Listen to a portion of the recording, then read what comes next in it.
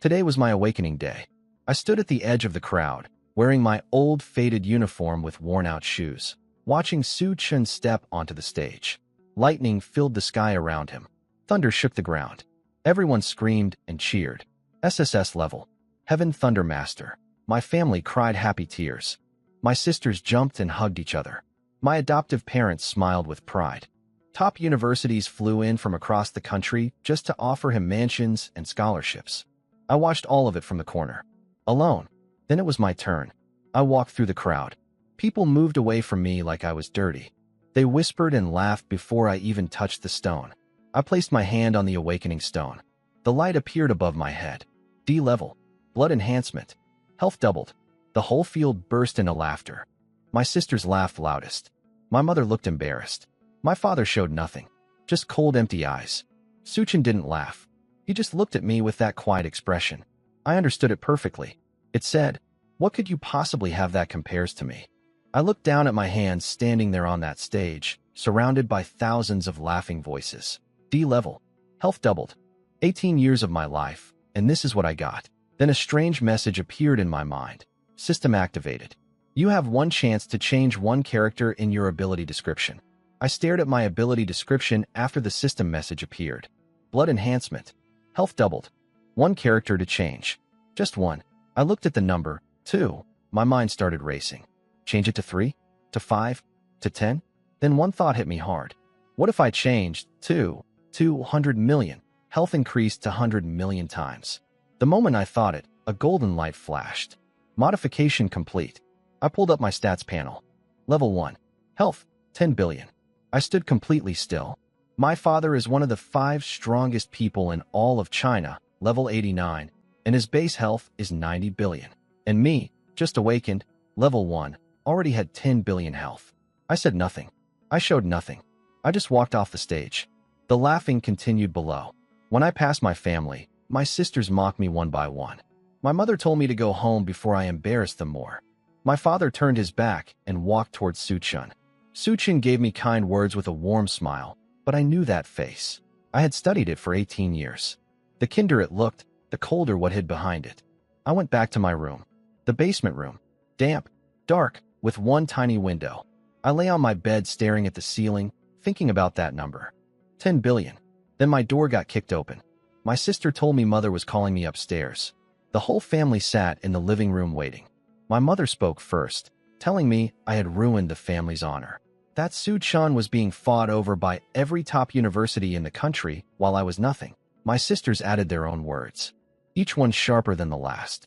Then I spoke. From today, I am cutting all ties with the Su family. The room went silent. They shouted. They laughed. They told me I would be nothing without the family name. Suchun grabbed my arm and whispered for me to apologize, that I was being foolish. His face looked genuinely worried. It was a perfect performance. I freed my arm and stepped back. I looked at each of them one last time. My sisters with their sneers. My mother with her anger. My father with his cold, empty face. And Suchun, whose eyes beneath all that fake concern held something I recognized clearly. Satisfaction. I turned and walked to the door. My father called out and asked if I was sure. I said yes. He told me that once I walked out, I was no longer a Su. Then he added quietly that if things got hard, I could come back. I did not turn around. No need, I said, and I walked out. Standing at the gate of that big bright house, I looked back once. 18 years. I had spent 18 years inside those walls. I felt no sadness, no regret, just light. I looked up at the stars and walked forward into the night. I walked through the dark until I found a bench in a park. I sat down and opened my phone. I needed to understand the rules of this world properly. The old Su Lin's memories were there, but most of them were just scenes of being hurt and humiliated. I needed to think clearly. I searched for Sky Tower Encyclopedia and started reading.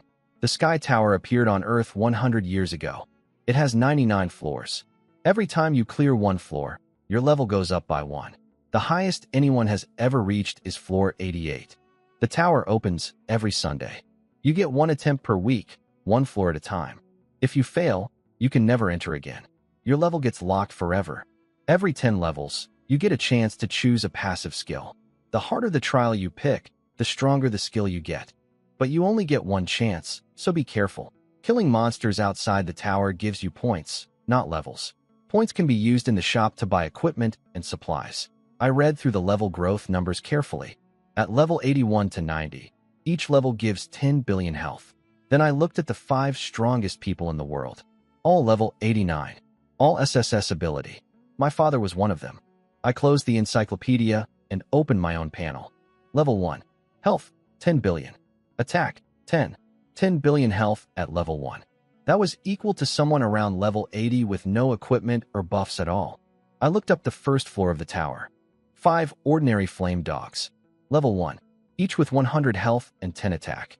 Clear them all within 1 hour to pass. The failure rate was 3%. Small number. But every person who failed lost their future forever. So everyone prepared seriously before entering. I might be a little different from everyone else. My class group chat had over 999 unread messages. I scrolled through them quietly in the dark. I sat on a park bench and read through the class group chat. Everyone was excited about tomorrow. The tower opens every Sunday. My classmates were talking about their abilities, making teams, planning strategies. Then someone asked about me. They laughed. D level. Useless ability. One person said I had bullied Su Chin for years. Others agreed immediately. Nobody questioned it. I stared at those messages for a moment. I bullied Su Chun. The real Su Lin spent 18 years being framed and blamed for things Su Chin did. And now even strangers believed it without a second thought. I closed the chat without replying. There was nothing to explain. Words change nothing. Only strength matters.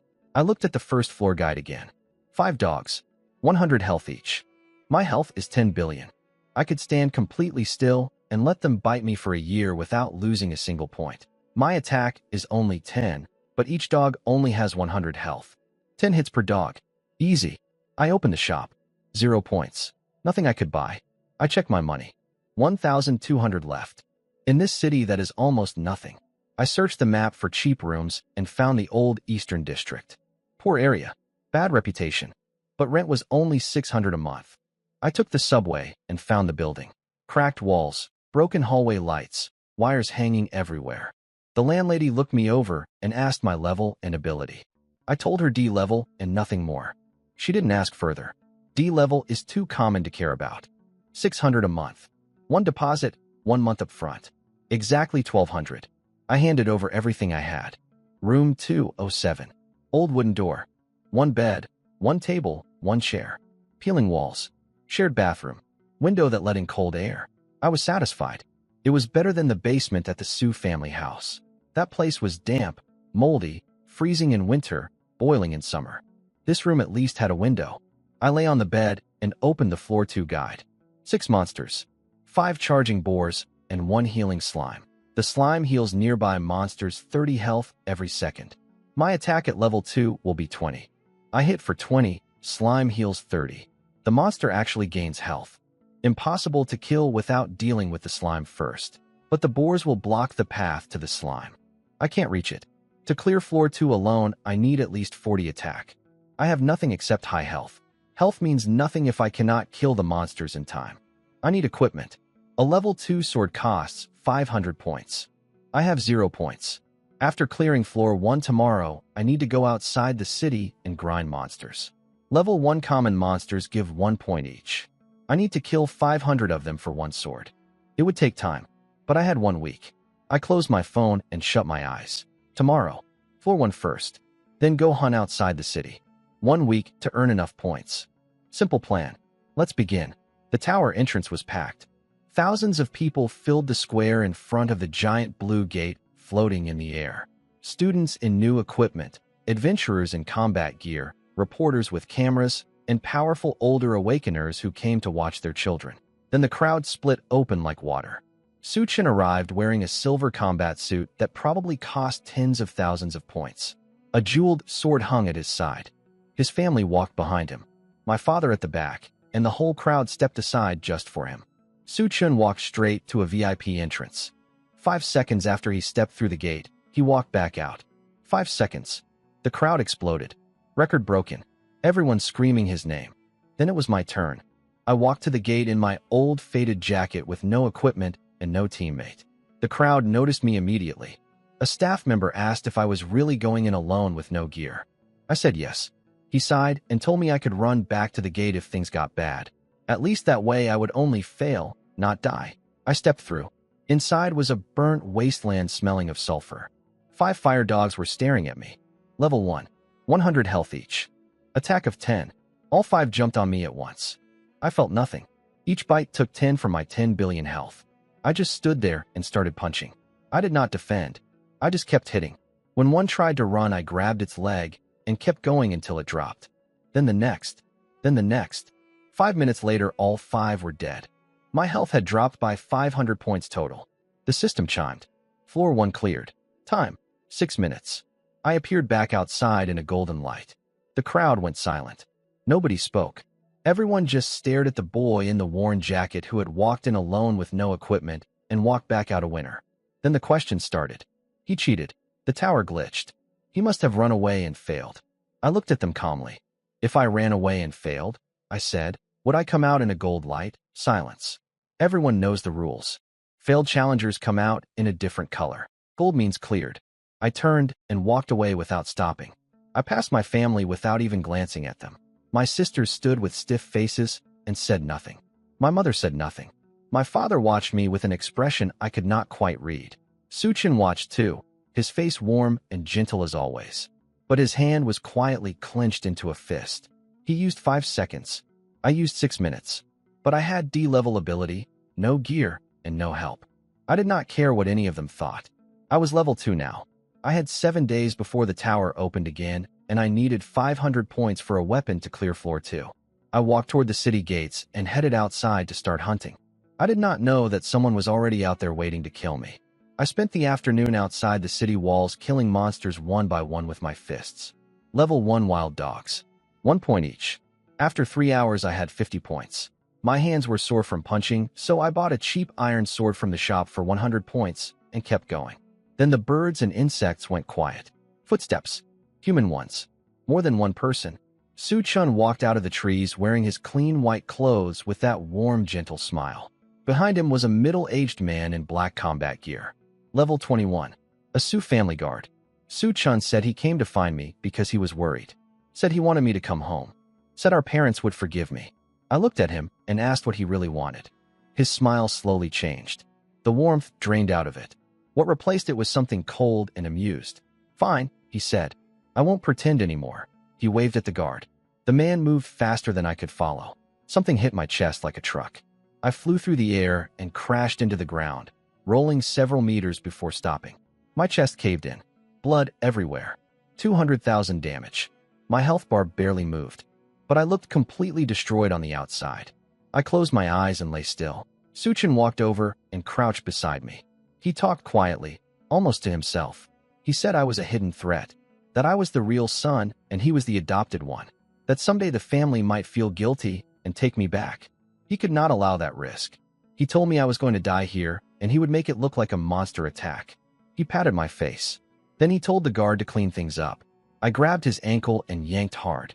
He crashed to the ground screaming. I pinned his chest with one hand and drove my sword into his stomach. Again, again, again. Blood everywhere. The guard hit me in the back. 200,000 damage each punch. 3 punches in a row. Over 1 million total damage lost. I did not let go. I kept stabbing. Finally, the guard grabbed Su-chun and dragged him away, throwing punches to push me back. I let them go. I stood there covered in blood, watching them disappear into the trees. I opened my panel. Health, 19.998 billion out of 20 billion. I wiped my sword on my clothes and turned back to keep hunting monsters. Back at the Su family house, the guard burst through the doors carrying Su-chun covered in blood. My mother screamed and dropped her teacup. My father came downstairs and his face went white. Su-chun opened his eyes just long enough to whisper that it was not my fault, that he had gone to talk to me, and I got too emotional. Then he passed out. My father said my name through his teeth like a curse. Find him. Turn this entire city upside down if you have to. Find him. I stopped walking toward the city gate. Going back meant walking into a trap. Su-chun would have already gone home and told his version of the story. Crying, forgiving me, saying I was just emotional. And my father would have believed every word. A full city search would already be starting. So I turned around and walked into the wilderness instead. Everyone knows the rule. Return before sunset or face the consequences. Some level 49 fighter once tried to spend a night outside. The next morning they found half his body. But I had no choice. Going back meant certain death. Staying outside at least gave me a chance. The first night was long. When it got dark, the monsters came in waves. First cats with glowing green eyes, dozens of them surrounding me at once. I stopped trying to dodge. I just crouched down, covered my head, and let them bite. 20 damage each hit. My health barely moved. Then I stood up and started cutting them down one by one. After the cats came dogs. After the dogs came wolves. After the wolves came bears. I swung my sword until my arms went numb and my grip split open. I never stopped. By dawn, I was standing in a field covered in the bodies of over 300 monsters. My clothes had no recognizable color anymore. My hair was matted with blood. I opened my panel. 1,247 points. Health just under 200 billion. I bought the percentage recovery potion for 1,000 points. 1% of my health restored. 2 billion health back in an instant. Full. I climbed into a large tree, found a thick branch, and fell asleep in 3 seconds. I woke up 4 hours later, starving. I found a quiet spot, made a fire, and roasted some monster meat. It tasted like nothing, but it filled my stomach. Then I walked carefully toward the city gate to see what was happening. There was a giant wanted poster with my face on it. 1 million points reward. The headline on every news channel said I had attacked Su Chen out of jealousy and stabbed him over 20 times without warning. My mother was quoted crying about how kind Su Chen always was to me. My sisters called me a white-eyed wolf. My father put the entire city on alert. The crowd standing around the poster all agreed I must be hiding somewhere inside the city. Nobody thought I was crazy enough to survive a night outside. I looked at the poster quietly, then walked away. Nobody noticed me. Just another ordinary kid in old clothes. I turned my jacket inside out and washed my face in a small river. Then I climbed back up into my tree and slept until afternoon. When I woke, I sat in the branches watching the open land below. A group of 7 or 8 people were hunting monsters in the distance. The girl leading them moved well. Clean sword strikes, good team coordination. She glanced toward my tree once, and I froze completely still inside the leaves. She looked for a moment, then went back to hunting. Just before sunset, her group packed up and headed back to the city. She glanced my direction one more time before leaving, but she saw nothing. I stayed in my tree as the sky turned dark again. I could not go back to the city. The moment I stepped through those gates, they would find me. So I turned northwest and started walking toward a place I had heard of in my memories. Evil Valley. A lawless place hidden behind 3 mountains and a poison mist. No rules except one. The Valley Master at level 88 said what goes. Anyone who caused trouble inside ended up dead. Even my father knew better than to go there looking for someone. 230 miles away. I had 247 points. Entry cost 1,000. I needed to earn the rest on the road. I walked through the night. The first night, I crossed a field of rocks packed with poisonous snakes. They covered my legs and body, biting constantly. I did not stop walking. I just dragged them along until they let go on their own. After the snakes came a forest full of bats. They wrapped around me so thick I could barely move. I kept walking anyway. The second night brought scorpions, ants, slugs, and centipedes covering the ground in every direction. I walked through them. I felt them crawling into my wounds. I kept moving. The third night, I crossed a swamp. Crocodiles latched onto my legs and spun. Rotting creatures grabbed my back. A giant python wrapped around my chest and squeezed until my ribs cracked and breathing hurt. I kept walking with all of them hanging off me. The fourth night, I climbed through mountain forests with invisible hunters, stone giants, and ghosts that passed through my body, leaving bone-deep cold behind. Hundreds of monsters followed me up the mountain. None of them could stop me. Every dawn I found a tree, climbed up, and slept a few hours. Everyday search parties from the Sioux family came through the area. I hid behind rocks and inside bushes. Once a man stopped right in front of my hiding spot, stood there for a moment, then walked away. By the 5th morning, I had walked nearly 200 miles. My clothes were destroyed. My body was covered in wounds and bite marks. Every bone felt wrong. I checked my panel. Health 155 billion out of 200 billion. Points over 2,000. I walked into the poison mist at the valley entrance. It drained 10 health per second, but I walked through the whole night until I saw the stone marker ahead. 3 blood-red characters carved into rock. Evil Valley. A thin old man at the gate collected my 1,000 points without a word and waved me through. Inside was a whole hidden town. Stone buildings, market stalls, people with cold eyes watching everyone who walked past. Nobody attacked me. The rules kept them in line. I found an inn and paid 1,000 points for a single room. Locked the door. Lay down on the bed. Safe. At least for now. I plugged in my phone and checked the class group chat while it charged. Everyone assumed I was already dead. Nobody survives outside the city at night. Not at level 2. I closed the chat and checked my panel one last time. Level 2. Health 155 billion. Points 1,678. I closed my eyes. 3 seconds later I was asleep. Back in the city, Su Chun lay in bed looking pale and weak while my mother held his hand and cried. He kept telling her not to blame me, that I was just emotional, that he forgave me. When she left the room, his face changed completely. He stared at the ceiling with cold, flat eyes and touched the bandages on his stomach. He said my name quietly to himself. He said he had not expected me to survive, that the punch should have killed me, that the whole city was hunting me and I had nowhere to go. Then he smiled and closed his eyes. I checked out of the expensive in the next morning. 1,000 points a night was too much. I needed somewhere cheaper. I walked down the main street watching people sell equipment from the ground. Everything here cost less than the official shop, but I still could not afford any of it. At the far end of the street, I found a worn stone building with a crooked sign. 300 points a night. I paid 600 for 2 nights and got a tiny room with a leaking roof and a broken chair. Better than the Su family basement. I went back to ask the old landlord some questions. He charged 100 points per question. I paid for 3. The tower was to the east. Exit fee was 500 points per visit. Everything inside the valley cost points. Food, information, everything. The fastest ways to earn points were 3. Hunt monsters outside the valley. Too dangerous at my level. Accept jobs at the task hall. Kill people, guard people, steal things. All kinds of work with all kinds of pay. Or the third option, underground fighting.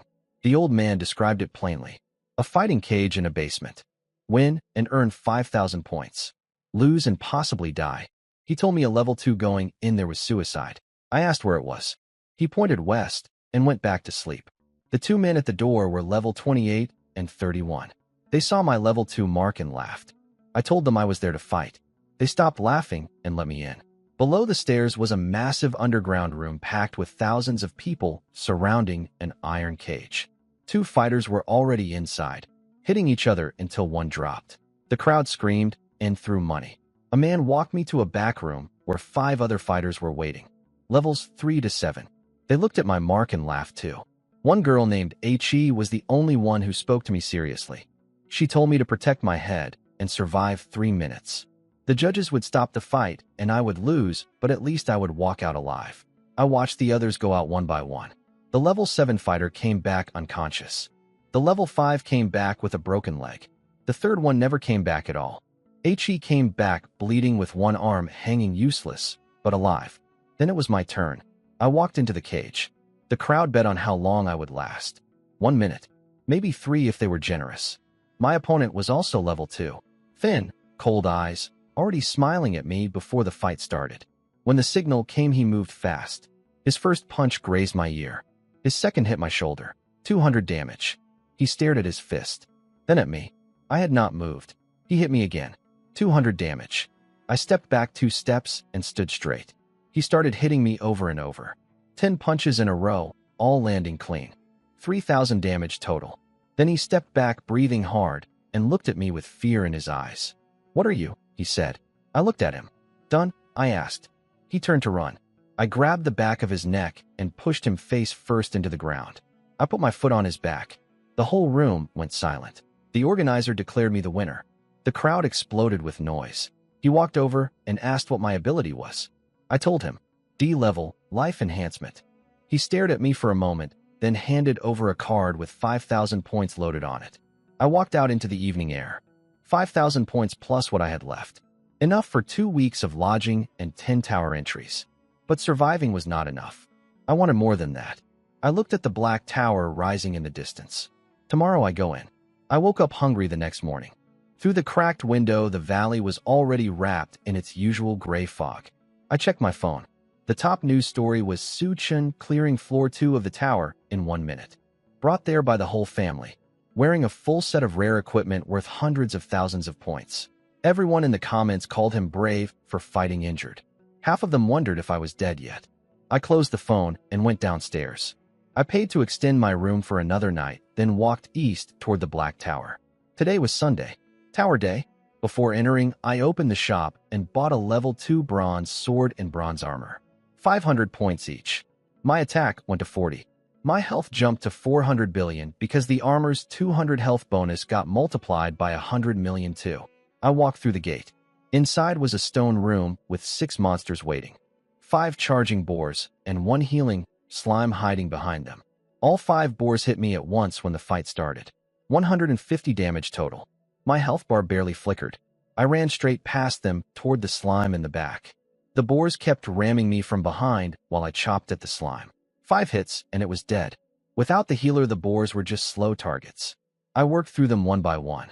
5 minutes and 47 seconds. Floor 2 cleared. Level 3. Health 500 billion. Attack 50. I paid the 500-point exit fee and walked straight to the fighting house. The 2 guards recognized me and let me in without a word. The thin organizer found me immediately and smiled when I asked about doing multiple fights. He explained the streak bonus system. 2 wins in a row paid 6,000. 3 wins, 8,000. 4 wins, 10,000. 5 wins, 15,000. I told him to set it up. Back in the waiting room, the other fighters recognized me from the night before. They whispered to each other about the strange level 2 who took 10 punches without falling. My fight was second. My opponent was level 4 with sharp eyes and a confident grin when he saw my ordinary equipment. He hit me first. 700 damage. I stepped back 1 step and stood still. He stared at me, then hit me again. And again. Over and over until he ran out of energy and backed away breathing hard. Then I walked toward him. 1 step. He stepped back. Another step. He backed into the cage wall with nowhere to go. I grabbed his throat and lifted him off the ground. The room went completely silent. The organizer called the fight. I let the man drop and walked out. 6,000 points. 2 wins in a row. The organizer asked if I was coming back tomorrow. I said yes. What I did not know was that someone had already posted a video of my fights online. I did not know someone had filmed my fight until I checked my phone that night. The video was everywhere. A level 3 in worn-out equipment taking punch after punch from a level 4 without falling. Then lifting the level 4 off the ground by his throat like he weighed nothing. The comments section was going wild, trying to figure out what kind of ability could make that possible. Then someone posted the wanted notice next to a screenshot of my face from the video. The whole internet figured it out at once. It was me, the boy who stabbed Su Chun and ran. Somehow alive. Somehow inside Evil Valley. Half the comments were shocked I had survived the journey at all. The roads to Evil Valley were dangerous enough to kill level 40 fighters. I had been level 2 when I left the city. The other half were starting to ask questions about Su Chun. A few people pointed out that Su Chun had cleared floor 2 in 1 minute wearing tens of thousands of points worth of rare equipment bought by his family. I had cleared everything I had cleared in torn clothes with the cheapest gear available. Some comments said the word fake no longer applied to me. The class group chat had exploded too. Wang Fatty said I was his idol now. Zhang Wei said he had switched sides. Even the ones who had called me a waste a few days ago were praising the comeback story. I read through it all lying on my bed in the small leaking room. Idol. I almost laughed out loud. These same people were calling me a waste last week. I closed the chat. Back at the Su family house, my father stared at the video with his brow tight. My mother could not understand how a level 2 had survived that journey alone. My sisters went quiet. Su Chun lay in his bed holding his phone, watching the clip of me lifting that man off the ground, and his hand slowly clenched into a fist. He had just broken a tower record and been praised by everyone. Now the top 3 trending topics were all about me. He stared at the screen and whispered to himself, "Why won't you just die?" I put my phone down and opened the tower guide for floor 3. Time to plan the next fight. I pulled up the floor 3 guide and read through it carefully. 7 monsters, 5 armored boars, and 2 healing slimes. The problem was the slimes. If both of them focused on the same boar, at once the monster recovered 100 health every second. My current attack was 50. I would deal less damage than they healed. The boar would never die. The second problem was the boars themselves. All 5 shared the same threat. Hit any one of them, and all 5 came at you immediately. There was no way to sneak past them to reach the slimes first. The only solution was to raise my attack above 100. I opened my panel. Level 3. Attack 50. Points 10,778. I browsed the level 3 equipment page. A rare silver sword added 100 attack and cost 10,000 points. That would push me past the 100 threshold and let me actually kill the boars faster than the slimes could heal them. But I wanted more than just the sword. Here was the thing about my ability that made me want to sit down and just breathe for a moment. When I buy equipment that adds health, the number gets multiplied by 100 million too. A rare level 3 armor that adds 1,000 health to a normal person adds 1,000 billion to me. A rare ring that adds 600 health adds 600 billion to me. Other people spend 10,000 points for 1,000 extra health. I spend 10,000 points for 1,000 billion extra health. Same cost. 100 million times the result. I needed 3 rare pieces total. Sword, armor, and ring. 30,000 points altogether. I had about a third of that.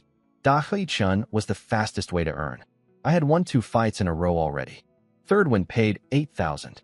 Fourth paid 10,000. Fifth paid 15,000. I did the math. 5 fights total over 5 days came out to 44,000 points. More than enough for a full rare set with points left over. I put down my phone and closed my eyes. Tomorrow was fight 3. 8,000 points if I won. I smiled to myself in the dark. With my health bar, losing was going to be very difficult. I walked into the fighting house that evening like it was already routine. The 2 guards at the door recognized me and let me through without a word. The underground room was more packed than the night before. People pointed and whispered when I came down the stairs. Word had spread about the level 2 who had beaten a level 4. In the waiting room, a girl named H.E. pulled me aside before my fight and warned me quietly. My opponent tonight was level 5, an experienced fighter who had been here many times. Attack ability, at least A grade. Full set of quality equipment. I thanked her and went out when they called my name. My opponent was a stocky man in his mid-20s. Bald, heavy muscles, wearing a black combat suit and metal gauntlets. Level 5. His total attack with equipment and ability was over 2,700. His health was around 2,750. He looked at my worn clothes and laughed. He told me he would go easy on me if I knelt down and begged right now. The signal came and he moved fast. His first punch hit my face. 2,750 damage. I stepped back 1 step. He stared at me. Hit me again. I stepped back again and stood straight. Then he stopped holding back. He threw punch after punch, over 20 in a row, all landing clean. Each one hit harder than anything I had faced in the fight so far. I stood there and let him finish. When he finally stepped back gasping, I looked at him and said the same thing I always said. Done? He turned to run. I grabbed the back of his neck and started hitting back. He surrendered shortly after.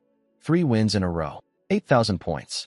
The organizer handed me the card with wide eyes and asked who I was. I told him I was someone with a wanted notice on my head. Then I walked out. Someone in the crowd had filmed the whole thing. By 10 that night, the video was everywhere online. Comments exploded trying to figure out how a level 3 with cheap equipment had taken over 20 punches from a level 5 without falling. Nobody could work out the math. My announced ability was D-grade health doubling. At level 3, that should give me around 600 health. The level 5 had done nearly 50,000 damage total. The numbers made no sense to anyone watching. My classmates declared me their idol in the group chat. Someone said they were setting my photo as their phone wallpaper for good luck before attempting floor 1. Back at the Su family house, my father watched the video in silence with white knuckles. Su-chan cried softly and told my parents it was all his fault for going to find me that day. My mother held him. My sisters said it had nothing to do with him. My father said nothing for a long time. Then he gave a quiet order to his people. Double the reward. For million points to bring me out alive. 2 million for dead. Su-chan lowered his head so nobody could see him smile. I walked back to my small room through streets filling up with people heading toward the fight house. I kept my head down and moved quickly. I had 3 more fights to plan for. I woke up to knocking on my door before sunrise.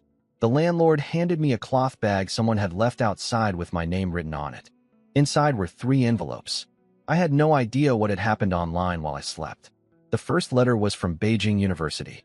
The dean wrote by hand. He said he had watched my fights.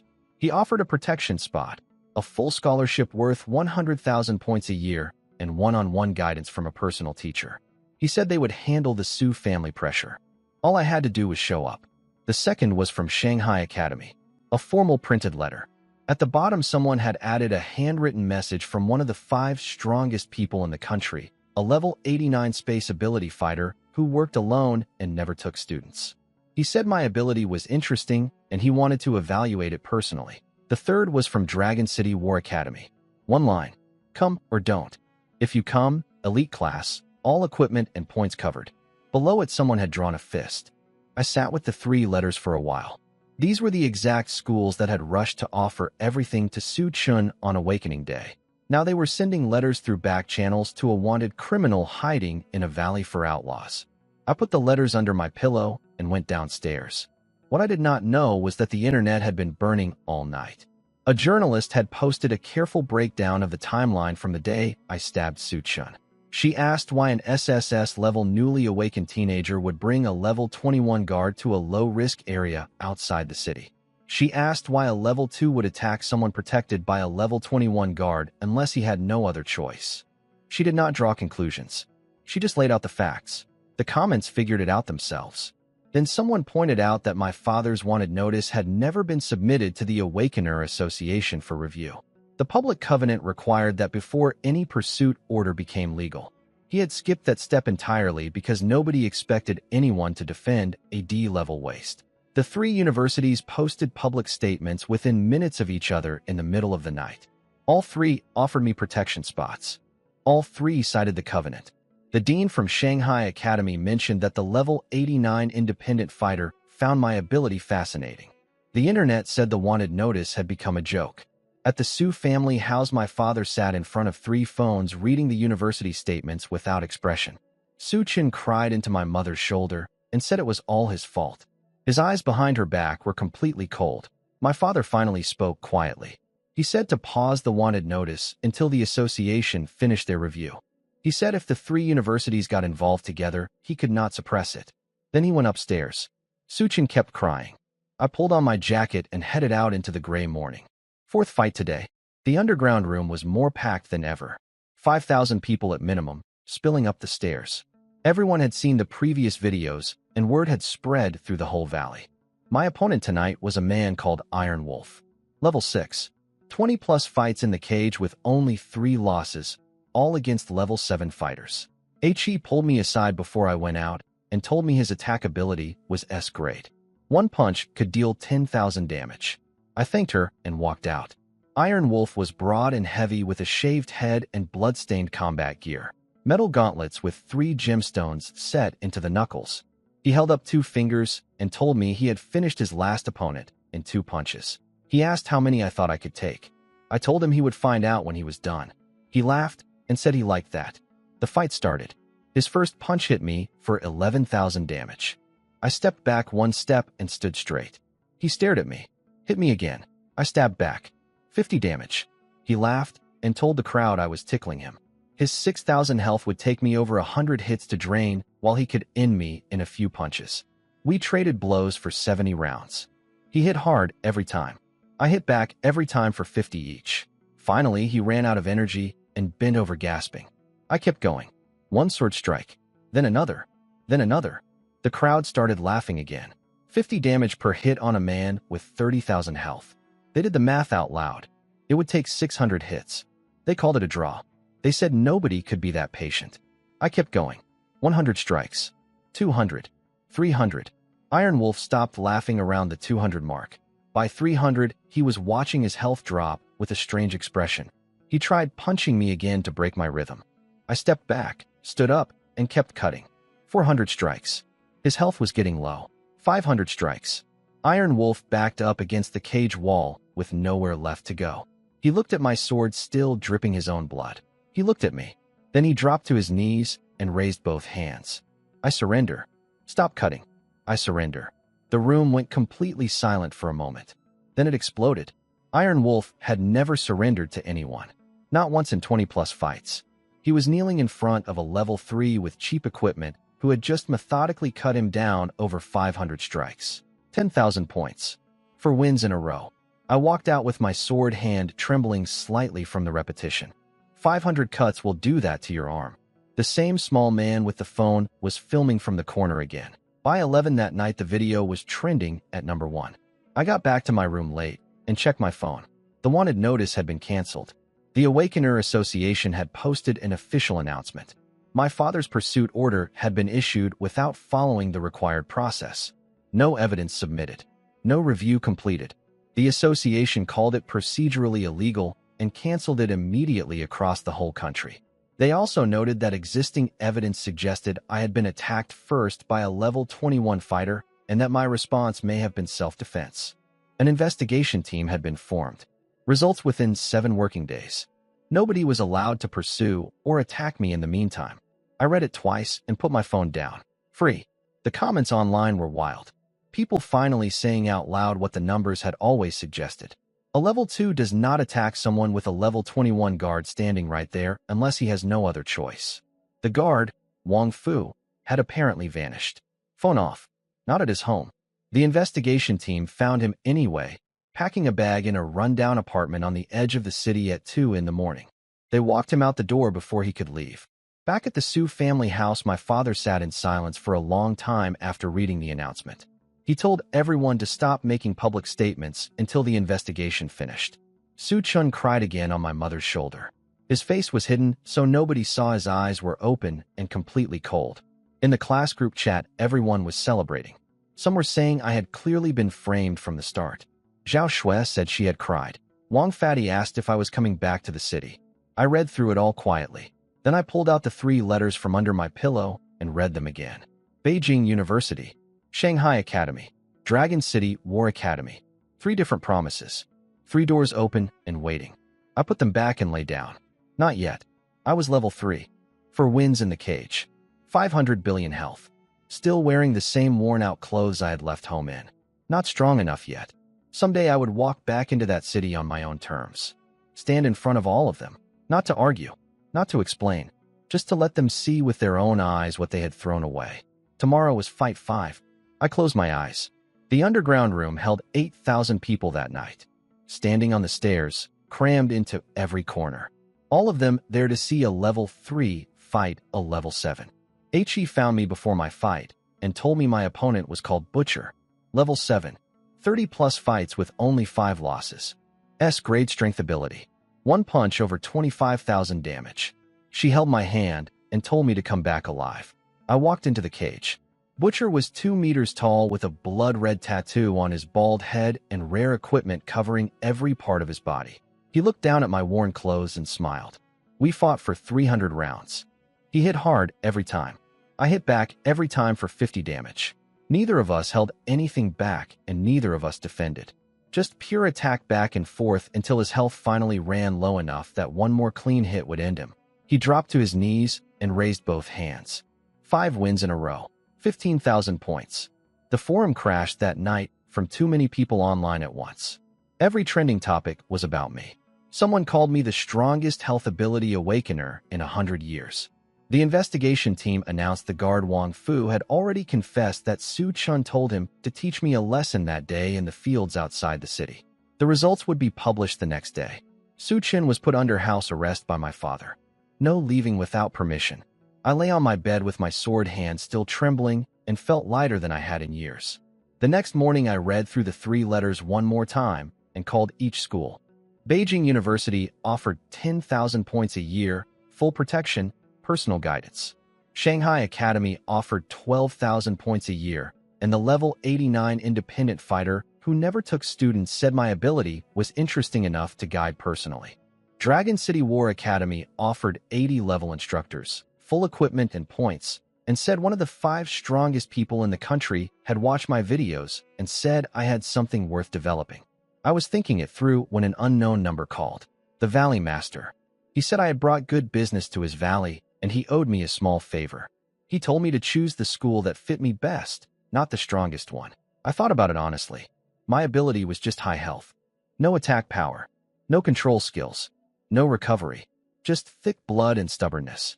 Dragon City War Academy was the most practical, the hardest training, the highest dropout rate, but also the most real-world experience. An 80-level teacher who could show me how to use what I had. I called them back. Old Zhang answered and shouted so loud I had to hold the phone away from my ear. He said to stay put, and someone would come get me that afternoon.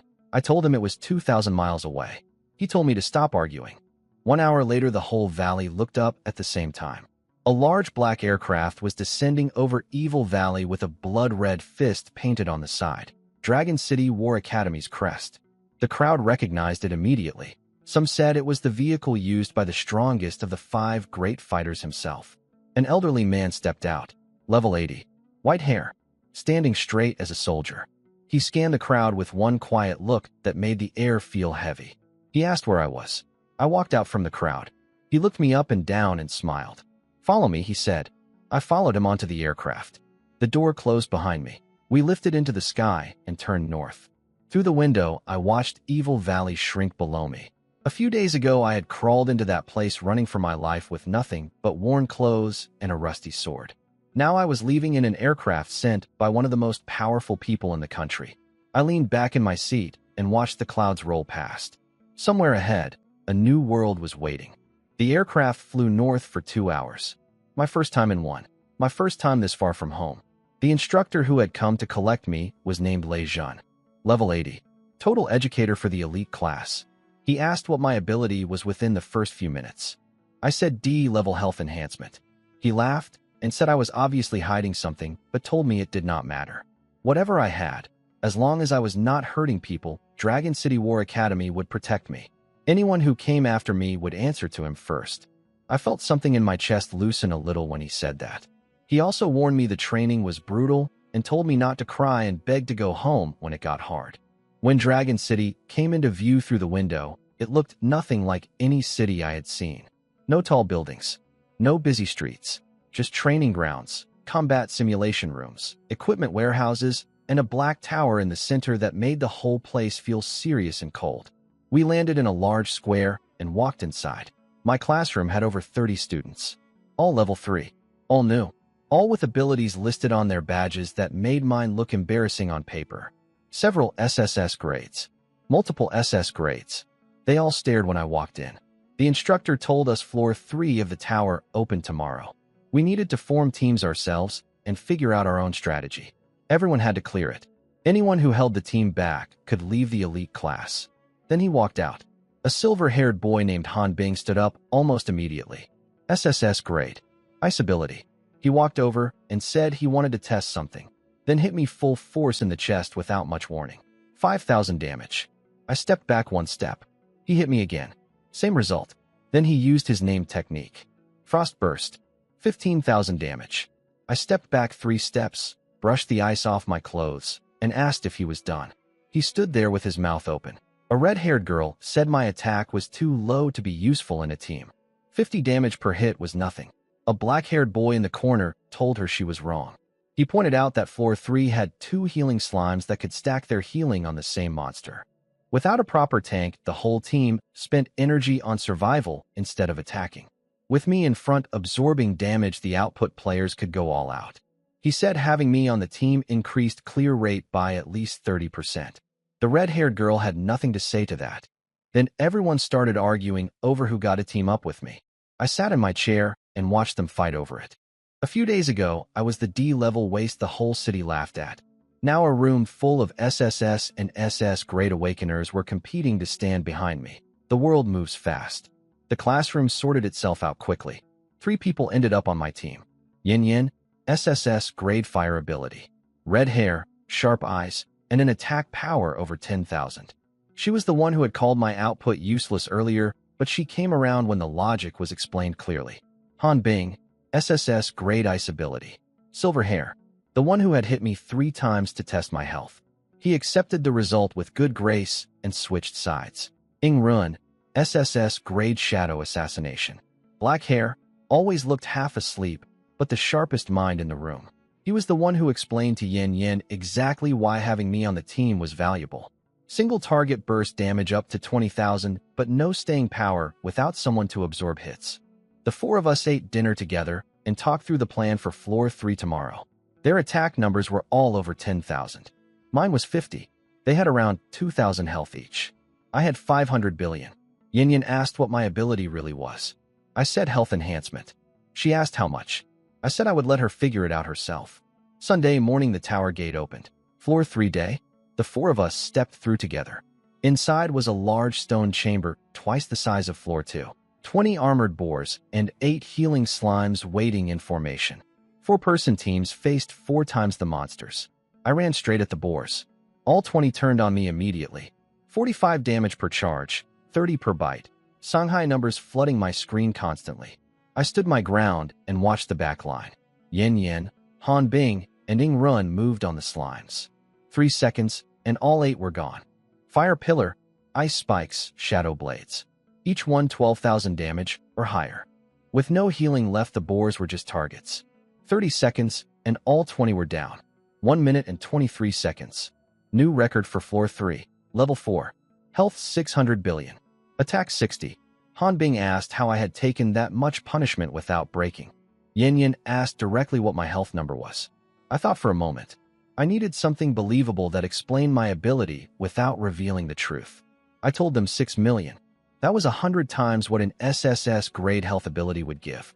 Shocking enough to explain everything. Still nowhere near my actual number. All 3 went completely silent. Yin finally said she had 2,000 health. Ingren asked if I was even human. I told them to just call me Su Lin. That night, the Academy forum posted about our run. Comments asked how a level 4 could have 6 million health.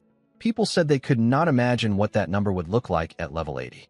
I lay in bed reading the comments with no expression. 6 million shocked them this much. If they knew the real number was 600 billion, they would not be able to close their mouths. Level 4. I was just getting started. Someone had recorded me saying 600 million health and posted it online overnight. By morning, the whole country was doing the math. Level 4 base health was 400. 600 million was a 15,000 times multiplier. The strongest health ability ever recorded in 100 years was 200 times. Someone had been called the Undying King for that. My number was 75 times beyond that. The Awakener Association called an emergency meeting. Yin Yin woke me up at 9 in the morning by pounding on my door and shoving her phone in my face. The association had posted an official announcement. They were creating a new ability grade. Above SSS. They were calling it God grade. The evaluation standard was any ability with over 1,000 times multiplier. The announcement also noted that the first person nominated for this grade was me. I said okay and asked if we could go get breakfast. Yin Yin stared at me. Han Bing called me inhuman. Ingren said anyone who could show no reaction to 600 million health would probably shrug off this news too. They took me to the head office. The academy principal was there, and sitting next to him was the Awakener Association president. Level 85. White hair. He had come specifically to meet me. He told me directly. My ability had never appeared in recorded history. The association was formally designating me as the first God-grade Awakener ever recognized. He asked how my ability came to be, whether something had happened to me when I was young. A lightning strike. A strange place. Anything unusual. I said no. I told him I had always been this way. He studied me for a long moment, then nodded and stood up. He extended his hand and said congratulations. He said from now on I was the hope of the whole country. I shook his hand and said thank you. The hope of the whole country. I thought about the damp basement walls in the Su family house. The nights I spent being blamed for things I never did. Su Chen looking down at me with that calm, satisfied expression. Then I smiled. A cold, small smile. Hope of the whole country. That worked for me. At least now nobody would dare treat me the way they used to. Back in the Su family house, my mother sat holding her phone with shaking hands reading the announcement. My sisters had nothing to say. My father sat without expression, but his knuckles were white on the armrest. Su Chen came downstairs looking pale and tearful. He said he had seen the news. He said he was sorry again. He said he had only wanted to scare me, not hurt me. My father told him to stop. Then he told Su Chen he did not want to see him. He went upstairs. Su Chen stood in the silent room with his head down. Nobody saw his eyes behind his lowered lashes. Cold as ice. After the meeting with the association president, Yin Yin dragged us to the equipment warehouse. The principal had approved a free full set of level 4 rare equipment for me. The gear manager was waiting. 3 pieces on the wall. A black sword that added 120 attack. Silver armor that added 1200 health. A ring that added 60 attack and 600 health. I put them all on and opened my panel quietly. Base health from level 4 was 400 billion times my multiplier. The armor added 1200, the ring added 600. 1,800 health from equipment, each multiplied by 100 million. Total health, 2,200 billion. I told the others it was 20 million. All three of them stopped moving. Yin said I had just told them 6 million an hour ago. I said the equipment added the rest. They stood there looking at me like I was something that had fallen from the sky.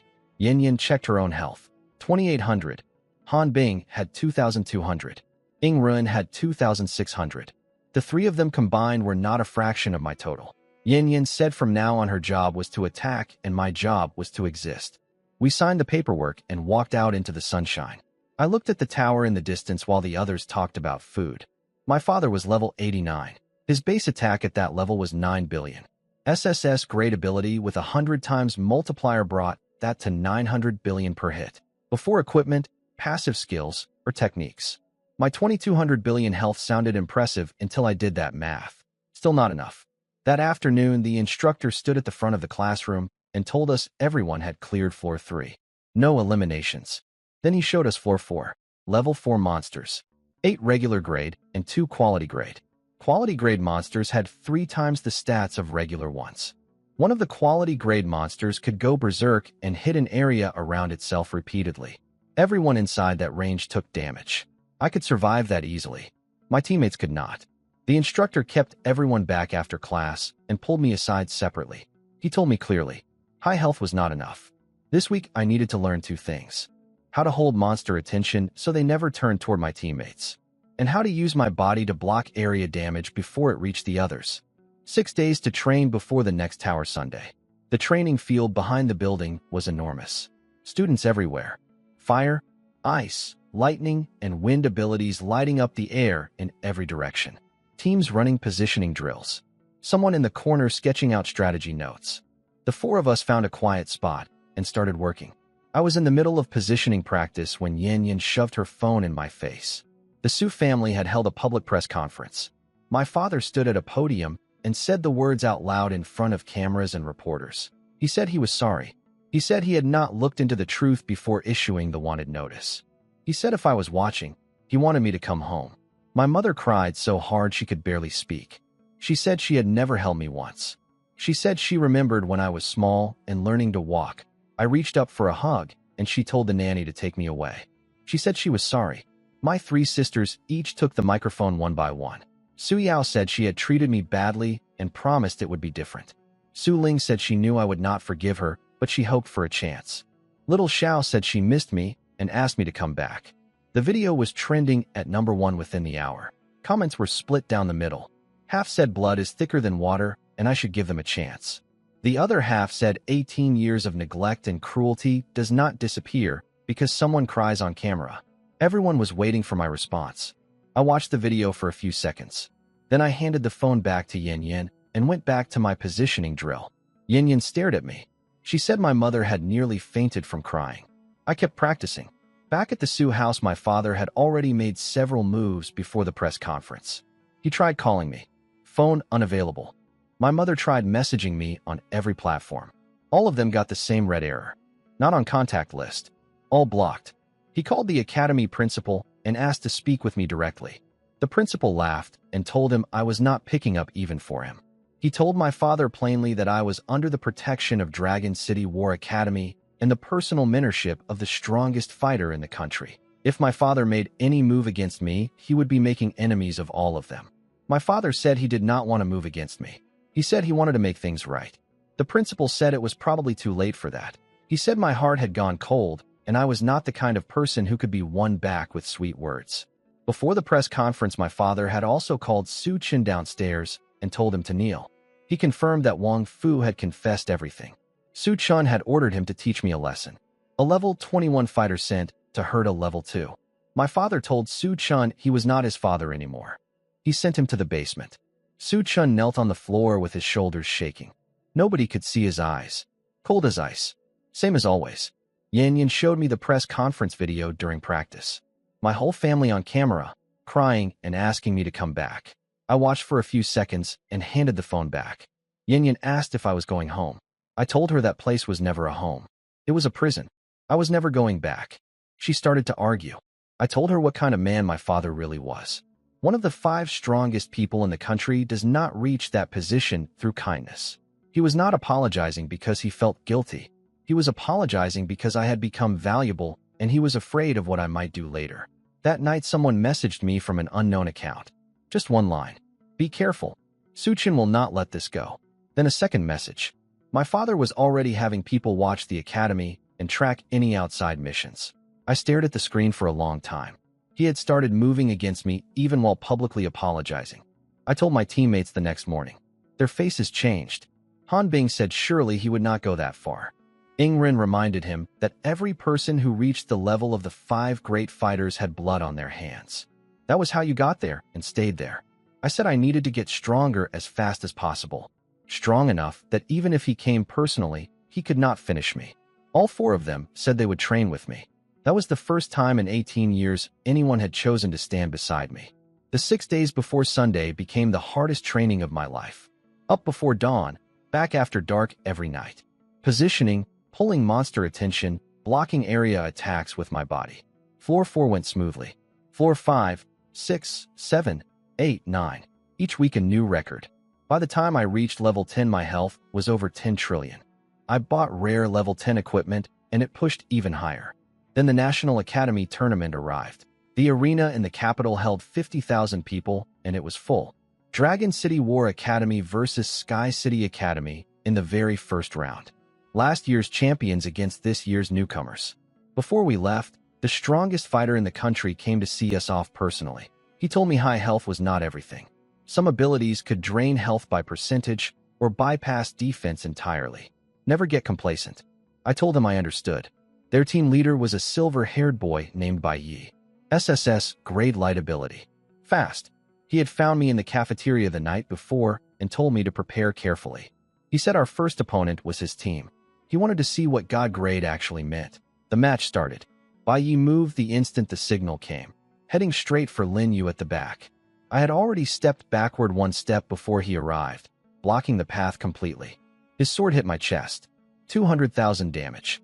I did not move. I grabbed his sword, pulled him off balance, and slapped him across the face. He spun around once and stood there staring at me. 30 seconds later, all 5 of their team were on the ground. The arena was silent for a moment. Then 50,000 people erupted at once.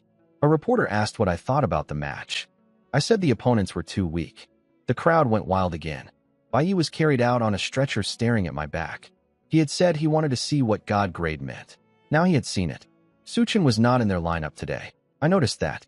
If he had been there, he would have been one of the 5 lying on the ground. The evening banquet was held in the top floor of the city's grandest hotel. Everyone in that room was someone important. Family heads, association leaders, powerful awakeners I had only ever seen in news reports. I stood in a corner with a glass of orange juice, and people came to me one after another. A man from the Lin family introduced himself and immediately introduced his daughter, who went red in the face and called me Big Brother. A round man from the Zhou family pushed his son forward, a cheerful boy who told me how satisfying it had been to watch me slap Bai Yi across the face. An old man named Wang Tiangang, level 84, head of the Wang family in the capital, walked straight up to me, said I was the kind of person worth knowing, and walked away before I could even respond. Military representatives came with a message from my mentor. Even a quiet boy from the Yi family across the room watched me for a while from a distance without ever coming over. Cards and invitations kept appearing in my hands. I stopped counting. This was what strength looked like from the outside. Everyone wanting a piece of it. My teammates eventually pushed through the crowd to find me. Yin Yin had sauce on her face from eating too much. Han Bing was holding a pile of business cards people had asked him to pass on. Ingrin said someone had tried to give him a VIP card worth several thousand points. Lin Yu stood quietly nearby with her juice, and for a moment, when everyone laughed about something, she smiled. Just slightly. It was the first time I had seen her smile. The association president found me eventually and told me tomorrow's opponent was stronger than today's. A space ability user who would be difficult to pin down. Then he turned to the crowd still hovering nearby and cheerfully told them I was tired and needed to rest. Nobody argued with him. We slipped out through a side door into the quiet corridor. In a different corner of the same hall, My father stood alone with a drink he had not touched. My mother beside him, pale and silent. My sisters avoided old friends who pretended not to see them. My youngest sister hid in a corner and watched me from across the room. I could see them from where I stood. My father watched me talk with Wang Tiangang, a man from his own generation who was laughing and clapping my shoulder like a proud grandfather. Then my father looked away and walked toward the exit. I watched them leave through the closed door. I felt nothing. Not satisfaction. Not sadness. Just quiet. Back in my room, I lay on the bed and stared at the ceiling. Tomorrow, another match. The day after, another. Then another. I was going to keep going until I held the trophy. Not as the Su family's throwaway. Not as Su Chen's older brother. Just as Su Lin. God Great Awakener. Su Lin. 3 matches in 3 days. All 3 ended in 30 seconds. The second match was against the top team from the capital's academy. Their key player had a space ability and could teleport anywhere on the field instantly. The moment the match started, he vanished and appeared behind Lin Yu with a blade aimed at her back. I had already stepped backward before he finished moving. His knife hit me instead. 250,000 damage. I grabbed his wrist before he could teleport away again, lifted him off the ground, and threw him into the floor. 30 seconds later, all 5 of them were down. The third match was against a team with a control ability user. She hit me with vines, ice, stun, and paralysis all at once. I walked through all of it and patted her on the head. Done? I asked. Her whole team was on the ground 30 seconds after that. 3 matches. 3 30-second victories.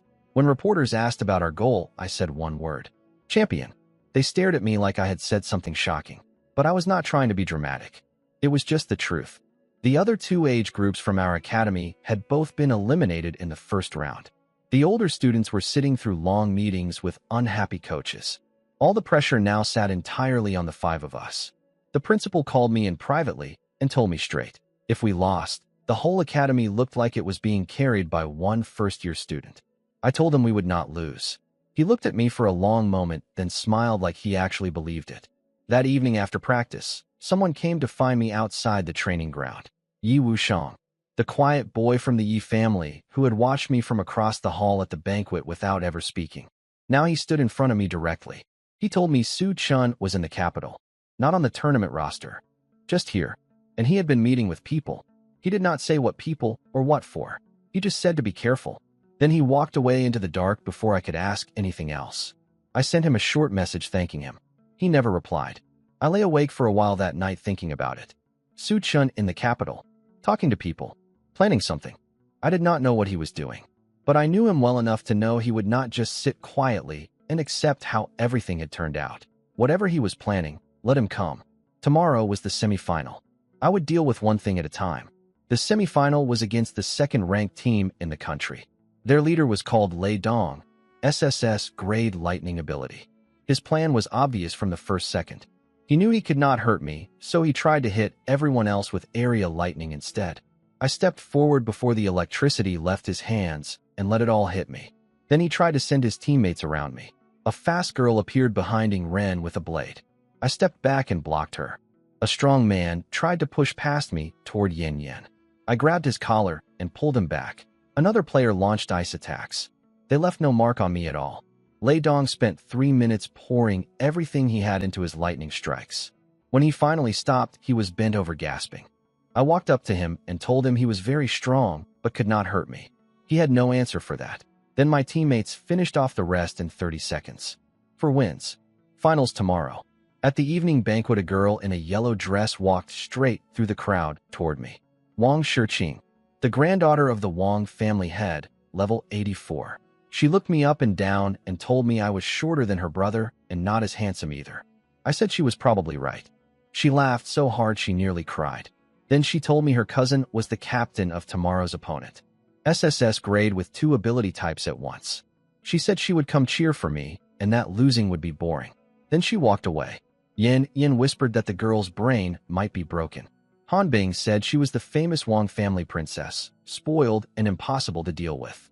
Ingren pointed out her grandfather was level 84 and we should not make enemies. I watched her yellow dress disappear into the crowd and could not quite figure out what she had wanted. Later I found Yi Wushang standing alone by a window. I asked him directly about Su Chun. He told me his father had received a report. Someone was planning to move against me outside of the capital after the tournament ended. That person had met with Su Chun.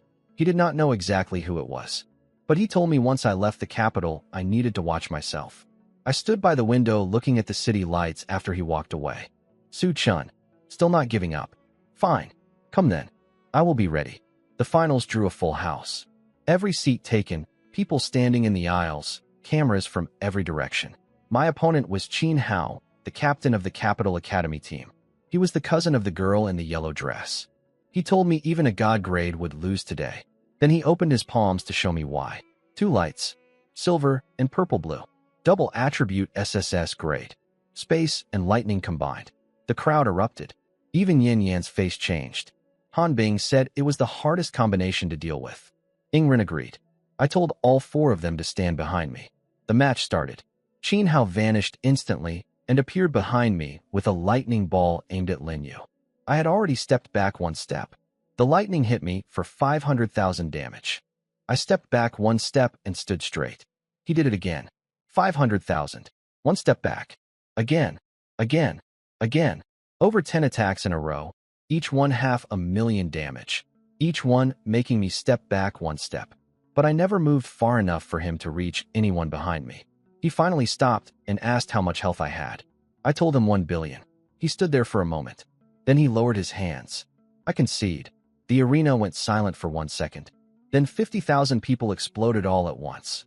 Yin Yin and the others tackled me from behind, all talking at the same time. Lin Yu smiled. Really smiled this time, not just a flicker. I looked up at the stands. The girl in the red dress was waving both arms and laughing like she had won something herself.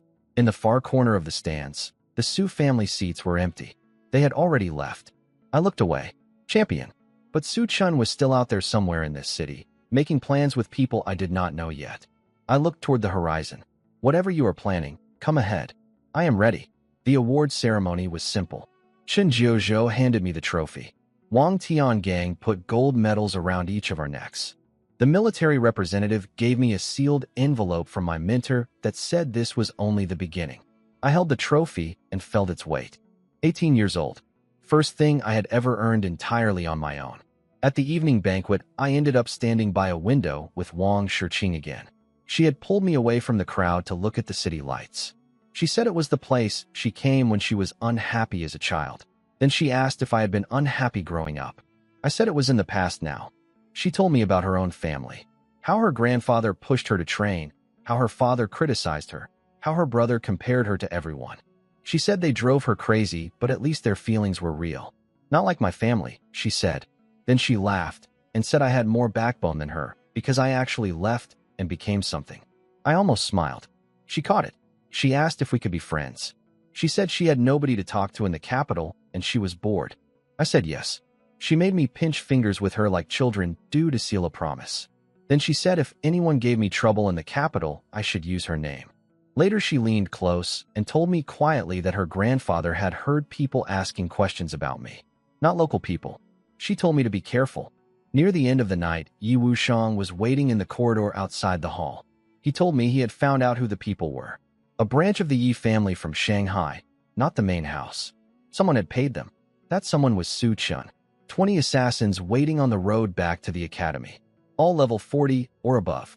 The leader was level 50 with a killing type ability. Professional hired work. I stood there quietly after he finished. Then I asked him what he thought I should do.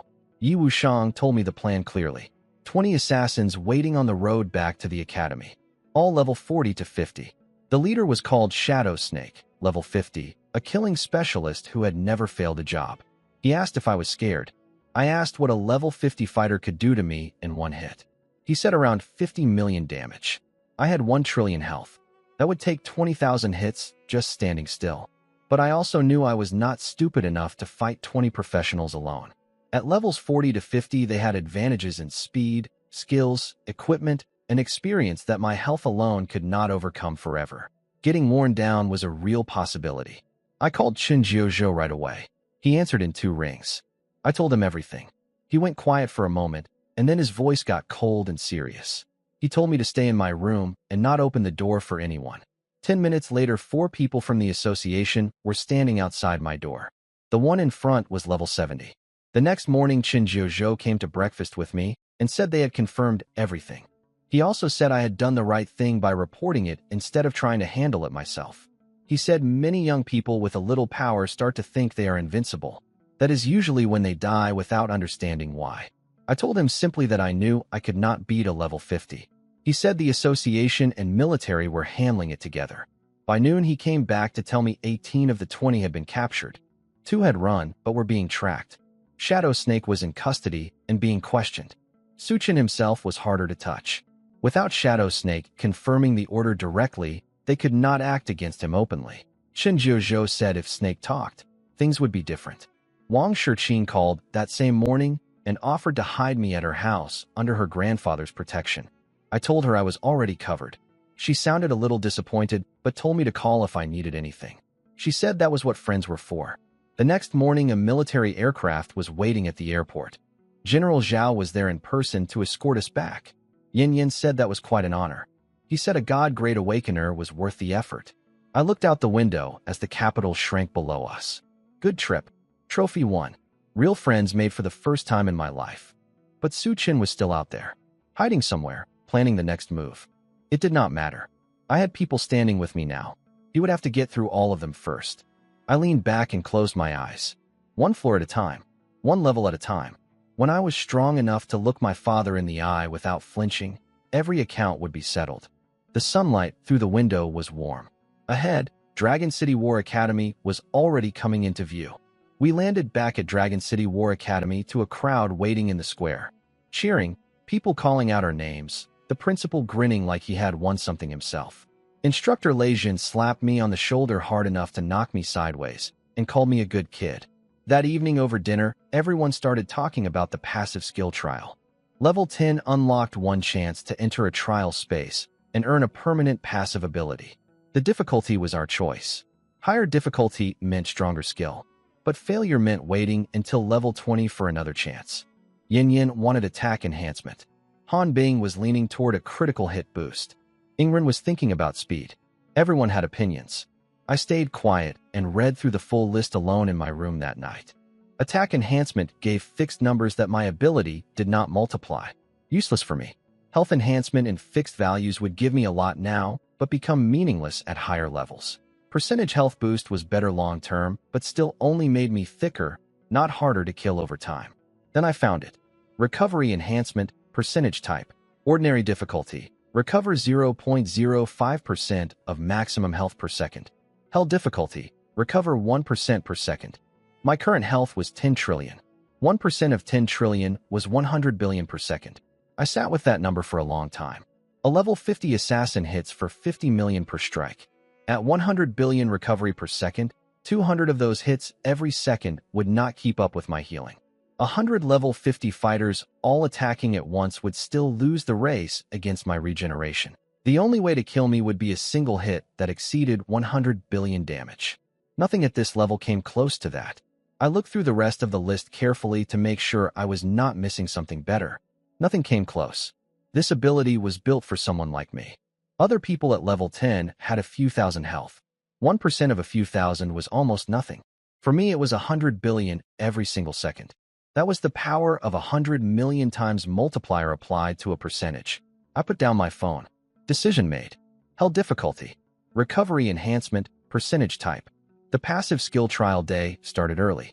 All 30-plus students from the elite class were there, nervous and ready. Instructor Lei Jun reminded us this was a single chance. Choose the wrong difficulty and fail, you waited until level 20. Choose well, and the skill you earned would shape everything that followed. I watched my teammates go first. Yin Yin chose hell difficulty for attack enhancement percentage. Her trial threw her into a field of fire elementals immune to fire. She switched to blue flame and went on the offensive, refusing to defend at all. She came out blackened and half her hair burned off, but she had killed all 100 with just over a minute to spare. Han Bing chose hell difficulty for ability cooldown reduction. A level 20 boss dragon chased him across a frozen wasteland for 15 minutes. He spent most of it bleeding and half frozen, crawling through the last stretch with barely any health left. He survived by a single second and unlocked a burst of power in the final moment that let him raise one last ice wall. Ingrin chose held difficulty for critical hit enhancement. A pitch-black maze with shadow assassins hunting him. 10 of them. Nobody watching could see what happened inside. When the time ended, he was standing over the bodies. Lin Yu chose held difficulty for ability effect enhancement. She had to heal 100 plague victims while a toxic mist drained her health every second, and the act of healing each patient raised her own infection level. By the final patient, she was crawling on her knees. She finished with both values at 100% at the same moment. One breath too slow and she would have failed. She collapsed when she came out. Yin Yin caught her. I watched all 4 of them and felt something I did not expect. Something warm. Then Instructor Lei Jun called my name. The whole training ground went quiet. I stood up and walked to the gate. At the threshold, I stopped and looked back at the 4 of them. They were all watching me, expecting something, trusting me. I nodded once and stepped through. The trial space put me in a wasteland. The text on the screen told me the conditions. Survive 30 minutes in a monster wave. First wave, 1,000 elite wolves. Second wave at 10 minutes, 5,000 more. Third wave at 20 minutes, 10,000 plus 1 Lord-class Wolf King. I did the math quickly. Each elite wolf hit for around 500 to 600 damage. If all of them piled on at once, one round of bites would cost me maybe 10 million health. I had 10 trillion. They would need over 1,000 rounds just to get through half. Trial time was 30 minutes. The first wave arrived. 1,000 wolves with red eyes poured across the ground toward me. I stood still. The first one bit my leg. 520 damage. I did not move. More came.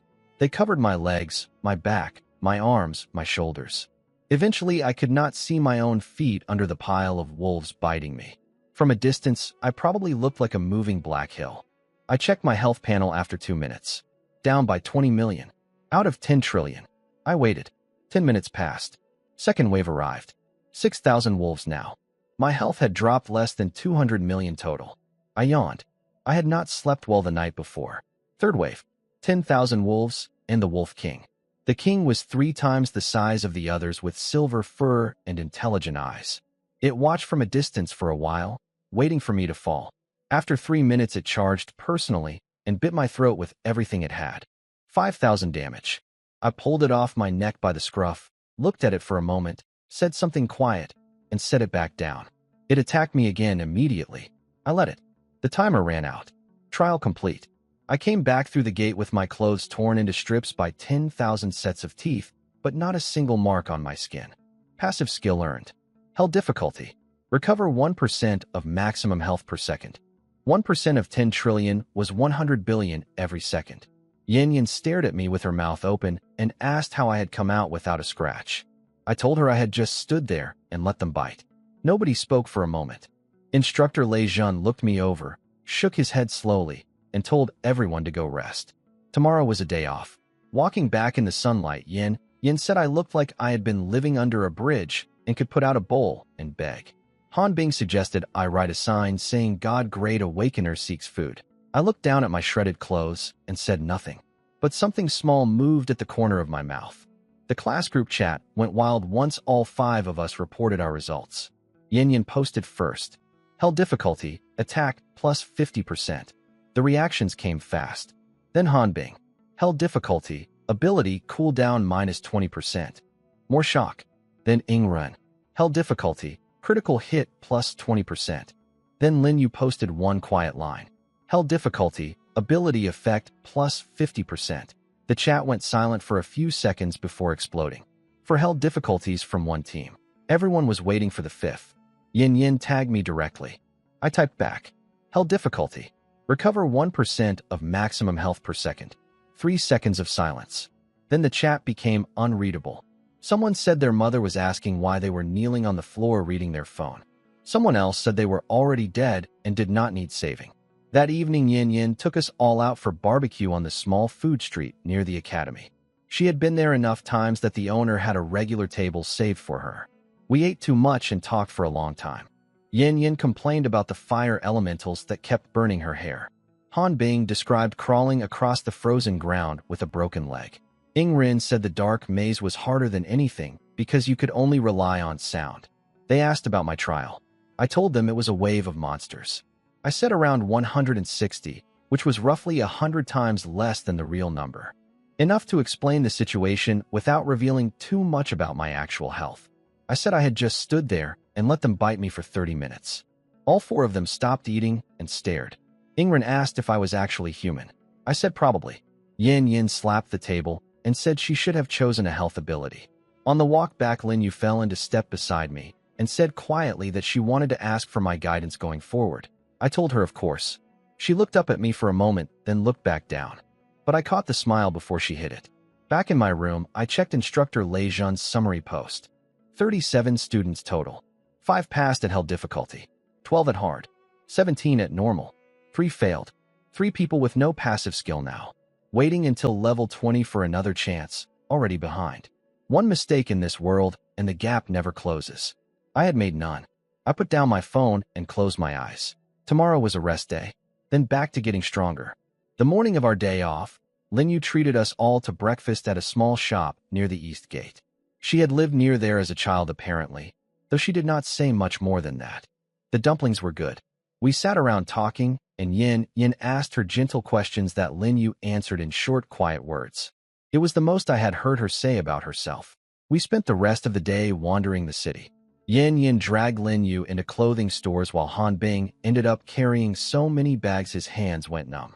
Ingrid found a tea shop and sat in the sun. I walked at the back and watched the 4 of them bicker and laugh. This kind of day, I had never imagined having one. Then my phone rang. An investigator from the association. Shadow Snake had talked. The money trail, a middleman's testimony, and a recording all pointed to Su Chun. He had paid 5 million points up front with 5 million more promised after the job was done. But Su Chun denied everything. And my father had gone in person to vouch for him, saying Su Chun had been home the entire time and could not have contacted anyone. The investigator said the evidence was all indirect, not enough to charge anyone without a direct link. They could not touch him. I stood outside the tea shop holding my phone after the call ended. Every time, he stays behind the curtain and lets other people take the blame. Every time something goes wrong, he cries and says he did not know. Every time he walks away clean. Ingrid came out and asked who called. I told him. He guessed the rest correctly before I finished. He asked what I was going to do. I said wait. He asked what I meant. I said wait until I was strong enough that no one could protect Su Chun from me. Not my father. Not anyone. Ingrid laughed. A real laugh, not his usual quiet smirk. He said he would look forward to that day. That evening, instructor Lei Zhan pulled me into a meeting. The principal was there. Chen Jiuzhou was there. And sitting at the table was the strongest fighter in the country. He told me straight. The world is not fair. He said he had been hunted and framed when he was young and had asked the same question I was asking now. His answer was that fairness is not something given to you. It is something you take by becoming too strong for anyone to ignore. My father could protect Su Chun now because my father was stronger than me. So stop expecting justice and start getting stronger. When I was at a level where no one could stand between me and what I was owed, I could collect every debt at once. I stood up and told him I would. He looked at me for a moment, and then his expression changed from cold to something that might have been approval. Outside afterward, I stood at the door of the administration building and looked at the black tower in the dark. Still a long way to climb. A crack appeared in the eastern wall of the training ground overnight. Dark red light pulsed through it like a heartbeat. The instructor explained it to the assembled students. A secret realm had opened. This one was called Blood Prison Abyss. Level 10 to 30 entry. 872 people had entered across the previous 4 openings. Not one had come out. The information sheet said the realm placed extreme demands on health. I read it twice and made my decision. The next morning I told instructor Lei Zhan I was going in. He already knew I was coming. He said I could take 7 days to think about it. I told him I had already decided and I was going tomorrow. He called the principal. The principal said there was no stopping me and that I seemed the type to come back alive. That morning the crack was surrounded by a crowd. Reporters, family representatives, association personnel, all the students and teachers. My team was there. Yin was crying before I even walked through. She told me I had to come back. I stepped through the crack. Inside was a dark red wasteland under heavy gray clouds. Blood smell in the air. A black palace in the distance. I walked toward it. A guardian eye on the palace doors spoke to me in my mind. 3 trials. Pass them all and leave alive. Fail and become part of the realm forever. I said start. The first trial was simple in concept. Kill 100 blood prison guards. Each one after the first would be 5% stronger than the one before. The first guard hit me for 500,000 damage. I hit back for 1,000. I did the math. To kill the first guard at 1,000 damage per hit would take 5,000 punches. The last guard by the end would be over 100 times stronger, meaning millions of health points to drain. I just started hitting. One punch after another, hour after hour. The guards hit me constantly. My passive skill recovered 100 billion health per second. They could never keep up. The problem was I could barely keep up either. My attack was only 1,000, and these things had millions of health each. I collected the blood pearls they dropped when they died, but did not need them. My regeneration handled everything. 100 guards later, my arms were almost too heavy to lift. The voice came back. First trial complete. Time elapsed. 116 hours and 47 minutes. Congratulations. You are still alive. Second trial beginning now. The second trial was called Blood Road. 99 rooms. In each one, a dried corpse on a stone altar. A blood blade beside it. The rule was simple and horrible. Pick up the blade, stab yourself, and let your blood flow. When the amount you shed matched what remained inside the corpse, it would open its eyes. Then you could take one drop of blood from its cheek and move to the next room. Stab too little, and the corpse would not wake. Stab too much, and you would die before reaching the end. I walked into the first room and picked up the blade. The moment it went in, I understood why people died here. This was not normal pain. It felt like something was reaching inside and pulling the blood out of me by force. Every stab was that feeling multiplied. I looked at my health panel. Each stab cost me 1,000,000 health points. My regeneration recovered 100 billion per second. I was losing nothing that mattered in terms of survival. But the pain was completely real. I stabbed myself 10 times in the first room before the corpse opened its eyes. I took the drop of blood and moved on. Room by room, the number of stabs increased. By room 30, my hand was trembling. Not from weakness. From pain accumulated over hundreds of strikes. I kept going. Around room 70, the corpses changed. They were no longer ancient dried shells. They were people. Recent people. One wore a Dragon City War Academy uniform. A badge showing level 28. He had died here with fear still on his face. One of the 872. I took his blood and moved to the next room. Room 91 held the one the reports had mentioned. Level 29. SSS Grade Life Source Ability. The strongest health type awakener anyone had known. 300 stabs before his eyes opened. He had been the closest any previous challenger came to surviving. And even he had not made it through. The 99th room stopped me. The figure on the altar was wearing worn clothes. An old scar on the chest. I moved closer and saw the face. It was mine. The voice said the final room was me. To take the last drop, I had to use my own blood to match my own. I stood there for a moment. Then I put the blade in. 1 stab. 2. 3. I do not know how long it took. The pain had stopped feeling like pain somewhere around room 50 and had become something else entirely. By the time I was done, it felt like months had passed inside that stretch of time. 1,000,000 stabs. 10 trillion blood shed in total. My regeneration kept pace the entire way. The corpse version of me opened my own eyes and let a single drop fall. I took it. 99 blood pearls in my hand. The voice returned. Second trial complete. Time elapsed. 29 days, 5 hours, 22 minutes. You are still alive. Third trial beginning now. The floor opened beneath me and I fell into darkness. I landed in an underground wasteland made entirely of bones. Mountains of them, stretching as far as I could see in every direction. The air smelled of rust and rot. The voice told me the third trial was simple. Walk out. There was no direction, no map, no time limit. Just walk until I died or found the exit. Then it told me my passive regeneration skill was sealed. My health would not recover on its own. I started walking. The monsters came quickly. Skinless red dogs at first, then bone-spike boars, then rotting lizards, then spider creatures with human faces. Everyone hit hard, and everyone dropped a blood pearl when it died. Each pearl could restore 1% of my maximum health. I collected every single one and ate none of them. My health dropped slowly but steadily. The monsters never stopped coming. I punched and stabbed my way through wave after wave, thousands of creatures across what felt like weeks. I stopped trying to count days because there was no light to measure by. Around what might have been day 7, I reached a mountain made entirely of bones that blocked the only path forward. It was covered in monsters. Every type I had already faced, all at once, flooding down toward me when I stepped onto the first bone. I stood my ground and worked through them from the bottom up. Halfway up the mountain, the lizards coated me in poison stacks that multiplied faster than I could clear them. Near the top, the spiders wrapped me in silk, and I had to wait motionless for hours while they chewed on me before I could break free and fight back. My health dropped from 10 trillion down through 8, then 7, then 6.5. I reached the summit plateau. A 100-meter-tall armored beast was waiting. It nearly stepped on me with its first move. I spent what felt like another 2 weeks circling its feet, landing 1,000 damage per hit while it tried to crush me with every stomp. Its health pool was enormous. My health kept falling. When it finally collapsed, I checked my panel. 6.5 trillion health remaining. 800 plus blood pearls collected. Still none eaten. I walked through the exit door. The bone wasteland vanished. I was standing in a golden hall. An old man in a blood-red robe was waiting.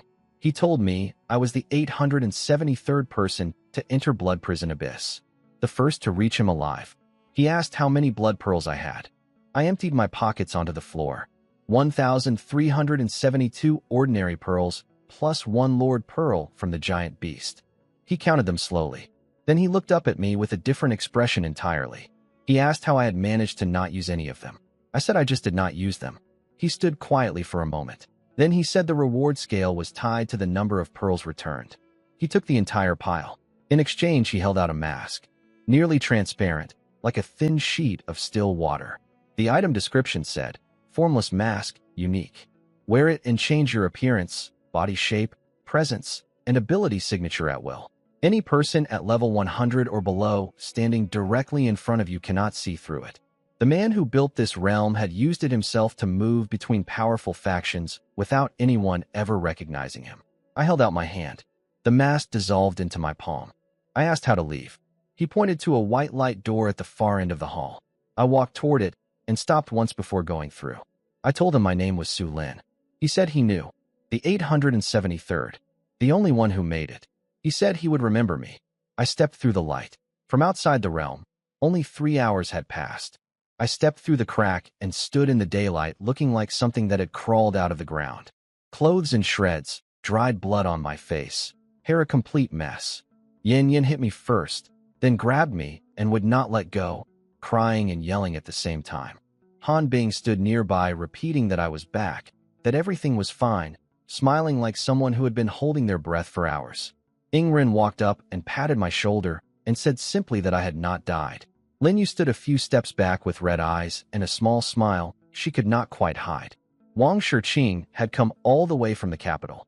She pushed through the crowd, looked me up and down, punched me in the chest, and told me to remember I owed her a meal. Reporters swarmed me with questions. What had happened inside? What did I get? How did I survive? I said nothing, just that it was fine. When Chen Jiuzhou asked if I could share what I had experienced, I told him it was not convenient. He laughed and told everyone to let me rest. I went back to my room, stood in front of the mirror, and looked at myself for a moment. Then I tested the mask. My face shifted. Eyebrows thicker, nose higher, jaw squarer, a completely unfamiliar face staring back at me from the glass. I held it for a few seconds, then let it return to normal. I touched my face once, then went to shower. That evening, the whole elite class packed into a private dining room. Food piled high. Wine opened. Everyone talking over each other. Instructor Lei Zhun and the principal came by, and the principal put 2 bottles of liquor on the table and told me to drink. I drank. It was warm in a way that had nothing to do with the alcohol. 42 days in that place. 3 hours out here. And everyone was still here when I came back. I told them thank you as we walked back to the dorms. Yin Yin said we were teammates and did not need thanks. I lay on my bed later looking at the ceiling. The mask floated into my palm when I thought about it. Thin as a layer of water, barely visible. Change into anyone. Undetectable even at level 99. I put it away. There would be time to use it. Then my phone started going off. A message had arrived that made me sit up. The news hit my phone late that night. My father had announced he would attempt the tower's 89th floor that Sunday. If he succeeded, he would become the first level 90 awakener in human history. Every expert agreed that at level 90, with a 9th passive skill trial, his power would exceed the other 4 great fighters combined. Nobody would be able to stop him. I lay on my bed and thought about it clearly. He was the kind of man who never acted without certainty. If he announced it publicly, he had already decided it would succeed. And once he reached level 90, the first loose end he would tie up was me. Dragon City War Academy could not stop a level 90. The association president was only level 85. My teammates were level 10. None of them could do anything if he walked through the front gate. I could not stay here and let that happen. But more than my own safety, I could not let my friends get hurt because of me. If I was here when he came, everyone around me became a target. The only real protection I could give them was to disappear completely. I sat up and looked at my phone for a while. Then I took out the SIM card and snapped it in half. I wrote a short note, left it on the desk, packed what little I had, climbed out the window, and walked into the dark. I had a destination in mind. 3,000 miles north, deep in the desert. A place called Dark Knight City. No government. No identity checks. No law. 30 million people living underground. None of them registered anywhere. Criminals, fugitives, people running from powerful families, people who just refused to live by anyone else's rules. Nobody asked your name there. Nobody could. 2 days of travel later, I stood at the edge of a massive pit in the desert floor. Iron chains hanging down into darkness. A crowd of rough-looking people waiting silently around the edge. When a voice called from below, they all grabbed chains and descended. I grabbed a chain and went down. 5 minutes later, I was standing in an underground city that stretched further than I could see. Rock ceiling overhead. Salvaged mining equipment turned into buildings. Container boxes stacked into apartment blocks. Tens of thousands of people moving through streets that smelled of metal and smoke and danger. A one-eyed old man offered to sell me a map and reminded me to trust nobody, follow nobody, and enter no shop without thinking first. Then he vanished into the crowd. I stood there for a moment. Then I changed my face. Smaller eyes, flatter nose, wider jaw, higher cheekbones. Done in under a second. I turned my jacket inside out and raised the collar. Even Yin would walk past me now. I stepped into the crowd. Back at the academy, my room was found empty that morning. Yin tore the note open with shaking hands. I said, "Do not look for me." I said I could not bring this trouble to their door. I said I had a way to survive. I said I would come back when I could. Yin cried. Han Bing went quiet. Ingren's fists were white at the knuckles. Lin Yu stood with her head down and her shoulders trembling. In the Su family house, my father received the report calmly. He said I had run quickly. Then he gave the order. Find me, alive or dead. He looked at the calendar. 5 days until Sunday. He looked at the tower in the distance and said there was nowhere left in the world I could hide. Underground in the dark city, my new face merged into 30 million others. Su Lin was gone. Whoever walked these streets now had no name, no past, and no identity. And the man who wanted to kill him was about to become the strongest person alive. Dark Knight City never got dark. Neon lights everywhere, holographic advertisements floating in the air, the smell of roasting meat and gunpowder, and something sweet rotting underneath it all.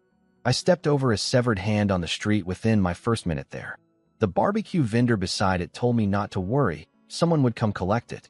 I found a small and down a quiet alley, paid 500 points for a room, and bought an unregistered phone card from the store across the street. Then I lay on my bed and started reading. The Rift. Every city had one sometimes, but Dark Knight City had one that had been open for 23 years. Designation CN 0374. Entry limit level 30 and below. 600 plus people had attempted to close it. None came back.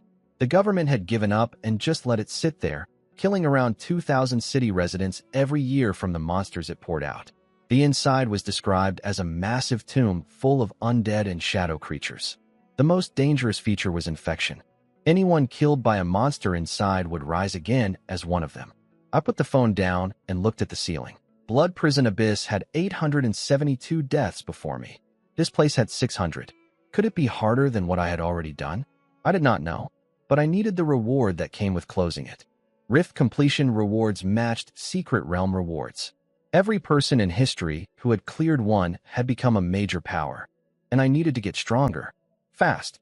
I went downstairs and paid the landlord for directions. He told me not to go. I was young. There were easier ways to live. I thanked him and walked east. The streets got quieter and more broken the further I went. Neon gave way to oil lamps. Clean pavement turned to trash-covered stone. After about an hour, a red tower appeared ahead, 10 stories of blood-colored stone with light pulsing through its cracks. A group of men in red uniforms blocked the entrance gate. One of them laughed when I said I was going in, then said something rude when he noticed I had changed my appearance to look like a woman. I ignored them and walked past. They let me through. People trying to close rifts were none of their business. They were just there to kill whatever came out. Inside the gate was a wooden door carved with twisted symbols. I pushed it open and stepped into complete darkness. My eyes adjusted slowly. Stone arches overhead, carved floors, skull sockets in the walls with blue flames burning inside them. Something moving in the distance. The door behind me was already gone. Just darkness ahead, and whatever was living in it. I had crawled out of hell once already. Come on then. The darkness inside was complete at first. Then my eyes adjusted, and I saw the corridor stretching ahead. Arched stone ceiling 20 meters up. Skull heads packed into both walls from floor to ceiling, each one with a blue flame burning in the eye sockets. Thousands of them, all looking at me. I started walking. The stone floor beneath my feet began to shake. Through the cracks I could see dark shapes moving underneath, fast and restless. Then the floor exploded. Thousands of pale hands burst up through the stone. Some had skin, some were just bone.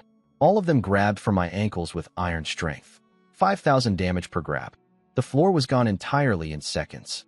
Only stone pillars remained, each one spaced 50 meters apart, stretching into the darkness ahead. A voice announced the rules. 3 kilometers of pillars. Jump from one to the next. Fall into the abyss and die. Fail to reach the end in 1 hour and die. I jumped. In the air between pillars, the hands grabbed every part of me at once. Arms and legs and hair and neck, all pulling downward. Instead of fighting them, I used them. Kicked off one hand, grabbed another, swung forward, landed on the next pillar. Then jumped again before the hands on the pillar could drag me down. Pillar after pillar. Each time I fell into the gap, I let the hands slow me, redirected my momentum, and launched myself forward. Around pillar 23, the small hands all pulled back at once. Something bigger was coming. A hand rose from the deep, the size of a building, black as coal with blood-red fingernails like swords. It slapped me straight down into the pillar with 5 million damage. I bounced back up and it slapped me again. And again, and again. The pillar finally cracked and broke. I fell. The giant hand chased me down, slapping. The smaller hands grabbed from below. I was losing health from every direction at once. Then the giant hand swung upward again, and I grabbed one of its fingers. I ran up the back of its hand as it thrashed, using the momentum of each swing to climb higher. When it reached the top of its arc, I jumped, landed on pillar 107. The giant hand sank back down with a frustrated roar. I checked my panel. Full health. The regeneration had kept perfect pace. 30 pillars left. A stone door at the end with a carved eye on it. The eye looked at me. The door opened. I walked through into red light. The second room was a forest made entirely of bones. Not trees. Bones. Ribs and leg bones and skulls stacked into hills, with new bones growing upward from the ground like strange plants. The tallest reached over 100 meters with dried corpses hanging from the branches. A voice explained the rules.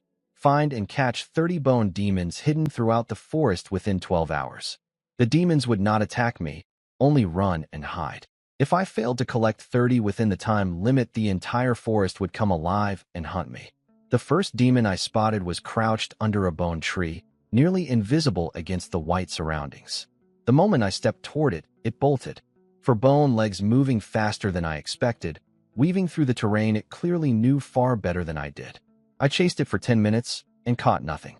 Standing still, I thought about it. The demon could run. It knew the forest.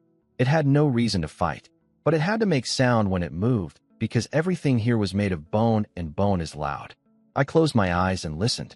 There, a faint cracking sound from the left. I walked toward it slowly, without rushing. When I was close enough, I threw a handful of bone fragments in the opposite direction. The sound startled the demon, and it turned to look. I was already moving. I grabbed its back leg and held on. It dissolved into a pile and left a bone tile behind. I repeated the process. 12 demons in 3 hours. But after the 12th, things changed. The remaining demons had gone completely still, hidden so perfectly they looked identical to the surrounding bones. The only way to spot them was the faint blue glow from their eye sockets. which they had mostly learned to suppress. Then one of them made a different choice. It ran out into the open, turned, and screamed. Every demon in the forest answered. Hundreds of glowing blue eyes lit up at once. The demons stopped hiding and started surrounding me. At least 300 of them, not the 100 I had expected. I smiled. I walked toward them. They all attacked at the same time. I let them pile on. 8,000 damage per bite, dozens of them chewing on me simultaneously, but my health regenerated faster than they could drain it. I stood in the middle of the swarm and methodically punched them apart one by one. Each one dissolved and dropped a tile after tile. When the 30th dropped, every demon in the forest froze at once. Then they all shattered simultaneously, 300 of them collapsing into a mountain of bone fragments that buried me up to my chin. I dug myself out covered in white dust. A red light door had risen in the center of the forest. I walked through. The third room was a palace underground, wider than I could see, held up by columns carved with symbols. The floor was stone tiles, each one covered in names of the dead, tens of thousands of names. At the center, on a raised throne, sat a skeleton 10 meters tall wearing a rusted crown and holding a greatsword. Its eye sockets burned red. Around it stood 100,000 skeleton soldiers in full formation. Spears, swords, bows, mounted cavalry. All of them perfectly still until I walked in. The voice explained, "Defeat the undead king." To reach it, I had to go through the army. Every 10 minutes, the king would summon 5,000 more reinforcements. One chance. Die here and stay here forever. They all charged when I took my first step forward. The swarm hit me from every direction. 10,000 to 50,000 damage per hit, dozens landing every second. I stood still and started punching back. One punch. One skeleton destroyed. Take one step forward. Another punch. Another step. That was my entire strategy. Every 10 minutes, 5,000 new skeletons arrived. I was destroying about 2,000 every 10 minutes, so the crowd kept growing. But I kept moving forward. Slowly, steadily. After 4 hours, I reached the throne. The undead king jumped down. Its first sword strike did 10 million damage. I stepped back one step and punched its foot for 1,000. It stared at me. I punched its foot again. It went berserk and started swinging wildly. 10 million per hit, one after another. I kept stepping back and kept punching forward. Its health was dropping. Glacially slowly, but dropping. My health was dropping too, maybe 1 to 2 billion per second between the king and the army. My regeneration put back 100 billion every second. I was completely fine. After another 2 hours, the king started panicking. It tried to run. I grabbed its foot and would not let go. It dragged me across the palace floor, smashing through columns and crushing its own soldiers. But I held on and kept punching. Another 2 hours. The king knelt down and tried to surrender. I looked at it for a moment. Then I said no and punched its kneecap until it cracked. It could not stand after that. It tried to call reinforcements, but its sword was gone. All it could do was watch me finish the job. When it finally fell, the whole palace began to collapse. Columns snapping, ceiling dropping, skeleton soldiers falling apart without their king to control them. A completion token appeared in the rubble. I picked it up. A light door opened in front of me. I walked through. The fourth room had no walls. Just darkness on all sides with pale shapes moving in it. In the center was a chair made of living red bone. On it sat a figure assembled from thousands of bones pressed together into a human shape. No face, no skin, just bone. 2 black hollow eye sockets staring at me. The voice explained the final rule. Sit across from the Bone King and hold its gaze. The longer I lasted, the better the reward. Look away, stand up, or fall over, and it ends. I sat down. The moment I did, vision started. Blood, mountains of corpses. A massive figure standing at the top of the pile, looking down at everything below it. It turned and looked at me, and I felt in that instant like I would stop existing. Then it was gone, and I was still sitting in the chair. The visions came back again and again, each time longer and clearer. I watched the bone figure's entire existence play out in fragments. How it started small, fought for centuries, built the undead army I had just destroyed, and finally sat down in this chair to wait. Waiting for the first person who could hold its gaze until the end. 1 hour, 3 hours, 5 hours. My eyes burned. They were watering and filling with blood. My head felt like it was going to split. The pressure of that hollow stare felt like something reaching into my skull. I did not blink. 10 hours. 15 hours. 20 hours. After 20 hours, the bone figure stood up and walked over to me. It brought its face within 10 centimeters of mine. We stared at each other from a distance where I could see nothing else. It spoke in a sound like wind through bones. "You are the first," it said. "The first to reach the end. You have earned my gift." It pressed its hand to my chest. A cold feeling spread through my whole body. Then the completion message appeared. Bloodbone abyss cleared. Time, 23 hours and 47 minutes. Choose one passive skill from 5 options. I read through them. Attack plus 30%. Critical hit chance plus 20%. A teleport skill once every 30 seconds. Damage reduction 20%. Or the fifth one, Bone Spike Fury. Reflect 25% of all damage received back to the attacker. The first 4 were all strong in their own ways. But for me right now, attack and critical hits would barely register given my low base damage. Damage reduction was useful, but I already had more health than I could spend. Teleport had its moments. The reflection skill was different. With this passive, any monster hitting me would take a quarter of what they dealt back as damage. A monster with 1,000,000 health hitting me repeatedly would slowly destroy itself.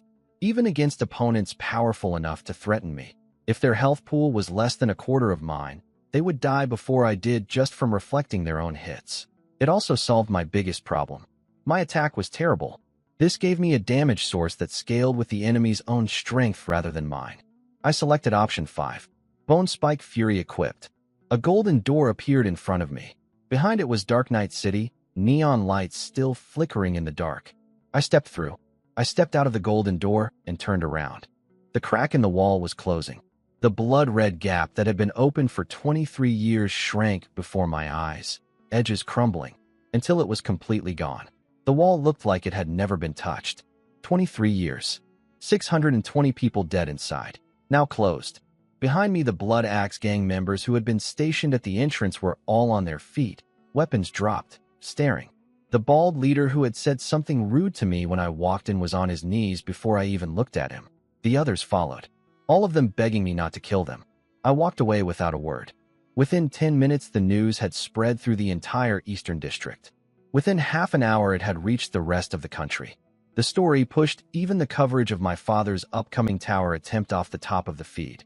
Anonymous female, mid-40s, medium height, dark jacket. 600 plus dead before her. She walked in and walked out alone. The rift closed behind her.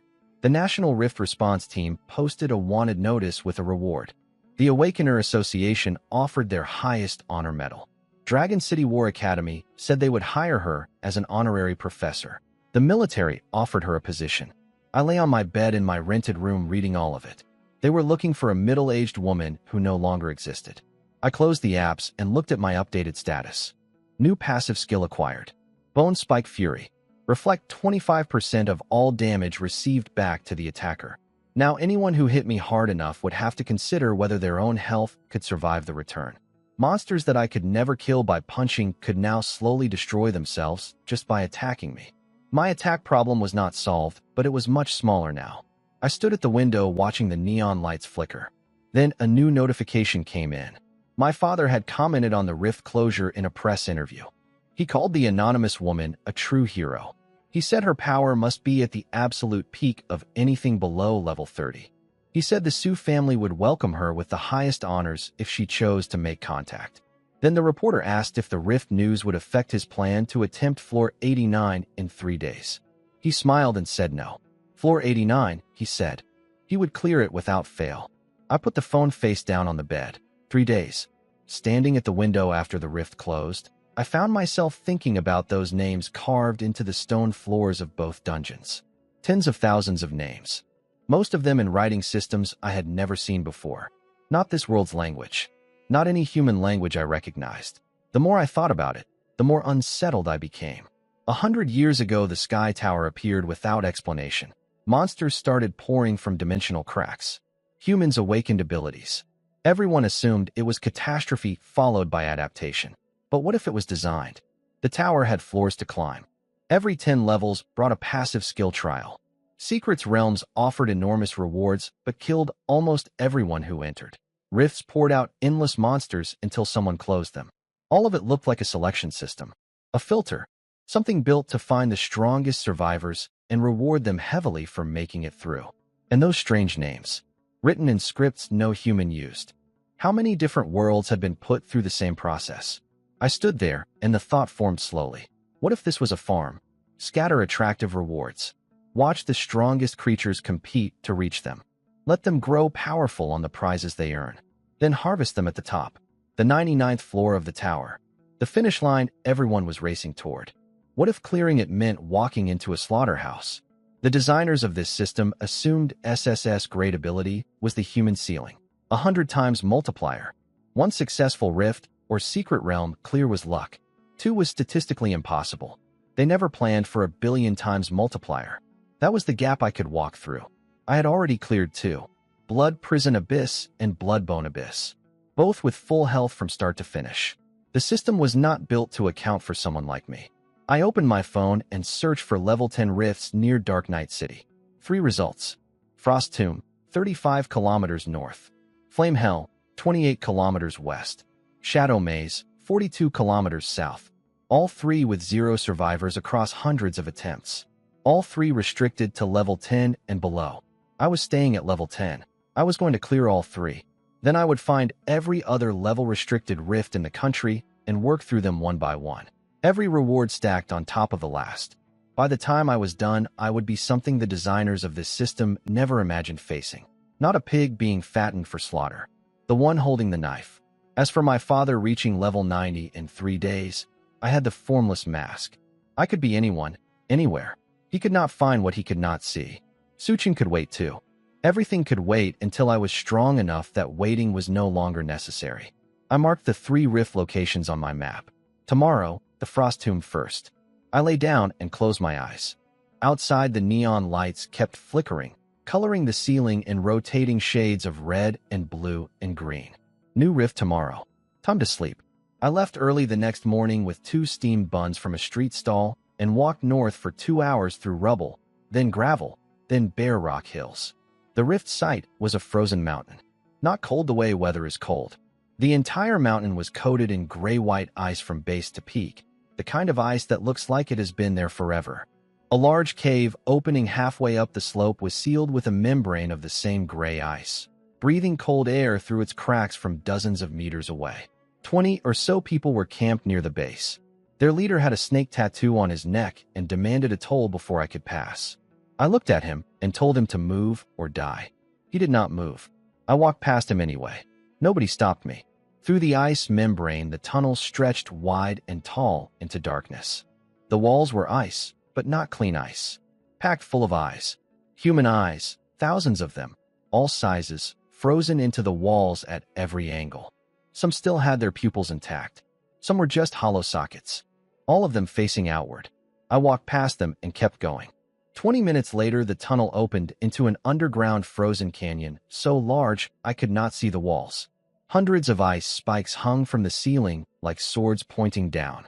The floor was smooth, transparent ice with frozen bodies visible below the surface. Human fighters, monsters, and things I could not identify, all suspended in the moment they died. Under my feet was a young man in combat gear, level 10, mouth open, eyes still showing the fear from his last second alive. I kept walking. In the center of the canyon stood a single ice pillar 500 meters tall.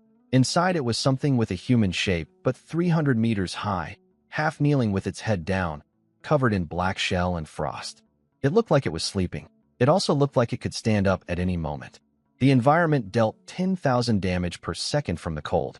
My regeneration recovered 100 billion per second. I barely noticed. I walked toward the ice pillar and waited. The voice finally spoke. The voice announced the first trial. Walk 12 kilometers to the end of the canyon. 13,600 frost spirits would attack me along the way. I did not need to kill them. Every hit I took added 1 layer of ice mark. At 100 layers, I would be frozen solid for 3 seconds, during which every spirit nearby would pile on at once. The floor also had ice cracks scattered throughout. Step on one or linger near it for 3 seconds, and it would explode and drag me into the abyss below. Something worse than the spirits lived down there. I started walking. The spirits came out of the ice walls, hundreds of them. Translucent human shapes with blue fire in their eye sockets. The first one to reach me was a small girl in a flower dress. She pressed her hand against my shoulder. 45,000 damage to me. 11,000 reflected back to her. Her hand cracked. She bit me anyway. More damage. More reflection. Her arm split. She kept coming. I kept walking. The spirits swarmed me from every direction, each hit dealing tens of thousands of damage, while my passive sent back a quarter of everything to the attacker. They shattered themselves against me one after another, leaving piles of ice crystals on the floor that caught the refracted light in colors. Beautiful, actually. The ice cracks were harder to manage. I jumped over most of them, but once I clipped the edge of one, and the explosion threw me 20 meters across the ice. Before I could stand up, 100 hands punched through the floor and dragged me halfway into the abyss below. Down there in the dark, thousands of faces looked up at me, all of them with empty eye sockets and mouths stretched too wide. One face was at the front. Half a woman, no legs, just a spine dragging behind her. The most beautiful face I had ever seen, and the most wrong. She had been crawling behind me for kilometers. She smiled without sound. I did not try to climb out.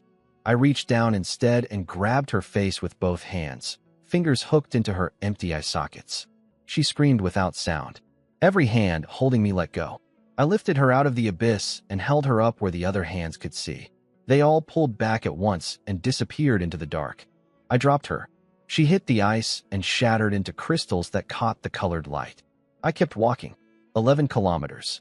12 kilometers. A frozen throne at the end with a 50-meter skeleton sitting on it, a crown of ice on its skull. I pushed the door open. The trial voice announced completion. 3 hours, 47 minutes. 3,462 attacks received. 241 spirits destroyed by reflection. 137 abyss hands. 1 abyss charm destroyed. That was her name apparently.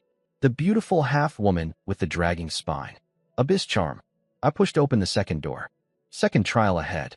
The second trial was a frozen lake the size of a small city, lit from above by light filtering through a crack in the ice ceiling and refracting into thousands of colored beams across the surface. In the center stood an ice sculpture of a woman with her hands together, head bowed. Behind her was the next door. The rules. Cross the lake without getting pulled into a mirror. 13,600 ice mirrors were scattered across the surface. Each one had a spirit inside. Walk past any of them and a hand would reach out and try to drag me through. Anyone pulled inside would face countless versions of themselves, all wanting to kill them. One chance to find the exit before being trapped forever. The floor also had ice cracks. Same as last time, but worse. Falling through these led to a larger mirror world with even more copies of me inside. I started crossing. Every mirror I passed shot a hand out at my ankles. 60,000 damage each grab, 15,000 reflected back. The hands shook from the reflection, but kept holding until I stepped on them and broke them. I worked my way across, leaving a trail of ice fragments that caught the colored light on the way down. Then I slipped near a crack. Just 1 second with my foot on the edge. The floor exploded and I dropped into darkness. I landed in a room made entirely of mirrors. Floor, ceiling, walls, everything reflective. Dozens of copies of me in every direction, all moving slightly differently. Then one of them stepped through the mirror surface and stood in front of me. My face exactly. My clothes. My posture. But the eyes were ice blue fire instead of normal. She said she had been waiting for me for a long time. She said she was waiting for me to die. Then she punched me. 80,000 damage. 20,000 reflected. A crack appeared in her hand. She kept punching. Faster and harder each time. Her own body splitting apart with every hit as the reflection damage accumulated. After 50 punches, she was covered in cracks leaking blue light, and she finally stopped. She looked at her own shaking hands and asked why I would not die. I walked up to her and pushed her gently back into the mirror she came from. She disappeared into the surface like it was water. I turned around to look for the exit. Every direction was mirrors. I walked circles and kept returning to the same spot. The copies of me in the mirrors multiplied as I watched. Some were in corners. Some were in the hanging ice above. I had not seen them there before. I stopped and studied them. One of them moved its mouth. I studied the mirror copies until one of them mouthed the words at me without sound. "You will die here." I looked down at the mirror beneath my feet and stomped through it. I fell into a deeper space. This room had hundreds of mirrors arranged in a huge circle. In the center stood a figure built entirely from mirror panels, each one reflecting a version of me. It spoke in dozens of voices layered together and told me my blood meant nothing in the mirror world. Then it pointed behind me. One mirror began growing. It stretched from palm-sized to wall-sized in seconds. The copy of me inside had pure black eyes. It stepped through the surface. Then another came. Then another. 100 copies of me, all with those black eyes, surrounding me in silence. The mirror figure said they were pieces of me. My fear, my anger, my despair, the parts of myself I wanted to destroy. I laughed quietly. They all attacked at once. 100 fists hitting me from every direction. 100,000 damage per hit. 25,000 reflected back to each attacker. Every punch cracked their bodies a little more. Black liquid poured from the cracks and ate holes in the floor. They kept attacking. I stood still and let them. They fell one by one. The last one collapsed at my feet and looked up at me with those black eyes. Its mouth moved without sound. "Who are you?" I stepped on its face. It shattered. The mirror figure cracked and began to melt. When almost nothing remained, a single hand-sized mirror fell to the floor. Inside it was an image of a door. I picked it up and the door appeared in front of me. Real. Full size. Ice and blue carved symbols, just like the others. I pushed through and found myself back on the frozen lake. The thousands of mirrors were still there, but all empty now. No hands. No spirits. I walked straight to the ice sculpture in the center. A woman 10 meters tall carved from clear ice, hands folded, head bowed, a gentle expression on her face. I looked at her for a moment and thought about the beautiful half-woman from the first trial. Then the completion message arrived. Second trial cleared. For hours, 23 minutes. 137 mirror copies destroyed. New passive skill acquired. Taunt, Frostbone Rage. Effect, force all enemies within 100 meters to fixate entirely on me, ignoring every other target and every other threat, attacking me and nothing else until one of us is dead. Can be activated or deactivated by will. I stood in front of the ice sculpture and looked at my updated panel. 3 passive skills now. Regenerate 1% maximum health per second. Reflect 25% of all damage received back to the attacker. And now, Taunt, which forced every monster within 100 meters to fixate entirely on me and attack nothing else until one of us was dead. I held all 3 together in my mind. Turn on the Taunt. Walk into a crowd of monsters. They all rush at me and hit as hard as they can. The reflection sends a quarter of every hit back to them. My regeneration recovers 100 billion per second. I do not need to attack at all. I just need to stand there. I said a quiet thank you to the ice sculpture even though I did not know who she was or whether she could hear me. The corner of her carved mouth seemed slightly higher than before. Probably just the light. I walked back through the mirror lake, through the 12-kilometer corridor of shattered ice fragments, and out through the frozen cave entrance. The 20 people were still there. Every single one of them. The tattooed leader's knife was on the ground, and he had not picked it up. He stared at me the way you stare at something that should not exist. I walked past him without stopping.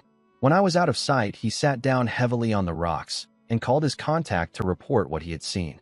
The forum exploded again before I was even back at the inn. 2 rifts closed in 2 days. Same woman. Same description. The internet started asking who could possibly do this. Then someone posted an analysis. The facts lined up neatly. Level 10 or below. Power that outstripped every SSS grade at the same level. Hiding somewhere with no identity checks. Urgently trying to get stronger. Choosing a city where nobody asked questions. The post ended with a question. Who does that remind you of? The comments figured it out in seconds. Su Lin. The missing god Great Awakener from Dragon City War Academy. Level 10. Absurd health. Being hunted by his own father. Disappeared without a trace. The theory spread everywhere. Some people pushed back asking for real evidence. But the crowd drowned them out. I read it all lying on my bed in my room at the inn and felt the quiet pressure of people getting close to the truth. Time to plan the next move carefully. Back at the inn, I checked my phone and found the internet had already figured out who I probably was. Someone had posted a careful analysis. Level 10. Surviving rifts that killed hundreds of experienced fighters. Hiding somewhere with no identity records. Urgently building strength. The conclusion was obvious to anyone paying attention. At the Su family house, my father read the same posts. He told my mother the analysis was almost certainly correct. When she asked if he was going to kill me, he said nothing for a moment. Then he said the reason I had to die was precisely because I was his son. I hated the whole family. If I kept closing rifts and growing stronger, I would eventually come back for revenge. He needed to stop that before it became impossible to stop. He called someone and ordered guards stationed at both remaining level 10 rifts near Dark Knight City. If anyone attempted to close them, he wanted to know immediately. He would come personally. He still planned to attempt floor 89 on Sunday. That was already announced publicly and could not be changed. The Rift Watch would run alongside it. At the association headquarters in the capital, Chen Jiuzhou held an emergency meeting. His conclusion was the opposite of my father's. Someone who could close rifts one after another was the most valuable person alive. Hundreds of thousands of people died every year from rift monsters. If I could close them permanently, the number of lives saved would be almost impossible to calculate. He sent people to Dark Knight City quietly to watch for me. He asked the military representative to bring in the strongest independent fighter in the country as backup in case my father made a direct move. I read about all of this from my bed. My father would be watching the two nearby rifts. If I went in, he would wait at the entrance and kill me when I came out regardless of what face I was wearing. If he became level 90 on Sunday, the calculus would shift even further against me. I could not use those two rifts. Not right now. I needed to reach the rifts in uninhabited territory instead. The closest ones were over 1,000 kilometers away. Walking would take 20 days of round-trip time. Too slow. I needed a flying vehicle. I opened the trading platform and checked prices. The smallest practical option with enough range was 3 million points. I had 174,000. I needed to grind. Fast. The monster territory around Dark Knight City went from low grade to high grade in expanding rings. Low and medium grade were too slow. I needed the high grade zone, levels 40 to 60 monsters. My damage output was essentially zero. My passive reflection was my only real weapon. Monsters attacking me would slowly destroy themselves. The harder they hit, the faster they died. All I needed was more health to stand longer. I checked the shop for level 10 legendary equipment. Armor adding 20,000 health. A ring adding 10,000. Together with my current gear, my total health would jump significantly. I set my targets. 5 million points total. Vehicle, legendary armor, legendary ring. I closed my phone. Tomorrow, the high-grade zone. The next morning, Dark Knight City was 10 times louder than usual. Reporters everywhere. People with sharp eyes and plain clothes standing on corners scanning every face. A crowd had gathered around an association representative who was announcing loudly that Chen Jiuzhou had come personally to honor the mysterious woman and that anyone who tried to harm her would be treated as an enemy of the entire association. Across the street, a military man with a voice like thunder was making the same announcement on behalf of the army. He said the strongest fighter in the country had personally declared his protection over her. Then I walked past a man handing out flyers with my face on them. The Su family. 500 million points for information leading directly to her. I rolled it up and dropped it in a bin. A gray-coated man across the street noticed that. I walked into a quiet alley and waited. He followed. He pointed out what I had done wrong. Everyone else pocketed the flyer. I threw mine away. A normal person seeing a reward that large would at least read it twice. My footsteps were too steady. I had not flinched when he stared at me. He said I was not a normal person. I stepped toward him until we were half a meter apart and looked him in the eye without saying a word. He backed up 2 steps before he realized he was doing it. Then he turned and walked quickly out of the alley. At the corner, he looked back once, saw me still watching, and disappeared into the crowd. I changed my face to a middle-aged man and kept moving. Too close. The Su family's people had sharp instincts. One wrong reaction to a flyer, and I nearly gave myself away. All 3 nearby rifts had guards waiting at the entrances now. Association people, military people, Su family people. Walking into any of those rifts meant walking into a trap. They would wait at the exit and deal with whoever came out regardless of what face they were wearing. I needed to reach rifts in uninhabited territory instead. That meant buying a flying vehicle first. That meant grinding for points. I walked toward the city boundary and the high-level monster zones outside. I left the city wearing the face of a rough, middle-aged man with bad posture and walked east for 2 hours. The terrain changed gradually. Black cracked mud became gray gravel mixed with fragments of bone. The sulfur smell got stronger. The ceiling of rock disappeared and gray sky took its place. Something had been following me since I entered the low-level zone. Gray-brown scaled creatures, heads the size of basins, vertical yellow pupils watching me from behind sand dunes. I kept walking and ignored them. By the time I reached the dead forest at the edge of the high-level zone, they made their move. 20 of them charged from every direction. Each one level 41. 500,000 attack per bite. 15% reflected back from my passive. The first one to bite me cracked its own jaw and kept biting anyway. I let them pile on and activated my new taunt skill for the first time. Every eye in the group went red at once. Then more came. From the dead trees, from behind dunes, from every direction. 30, 50, 100. All fixated entirely on me. All biting and tearing with complete disregard for the damage they were taking back. Some bit so many times their heads cracked open and their mouths stopped working properly, but they kept pushing forward anyway. Some shattered completely before they could let go. I stood in the middle of it without moving. Half an hour later, the attack slowed. The ground around me was covered in bodies stacked several layers deep. I climbed out of the pile and looked at the survivors. About 200 remained at the edge of my 100-meter range. The madness in their eyes was gone. Just fear now. I took one step toward them. They turned and ran. All 200, gone in seconds. I opened my panel. 347 kills. 50,000 points each. I stood on the pile of dead lizards and checked my panel. 347 kills. 50,000 points each. Over 17 million points from one swarm. I had not expected that. I spent an hour picking up the crystal cores they dropped. Each one worth 10,000 points on the market. Another 3.5 million on top of the kill rewards. I kept walking east. The terrain shifted from gravel to open bone fields. Then a long crack split the ground ahead of me, hundreds of meters long and too deep to see the bottom. Something was rumbling down there. A glow rose from below.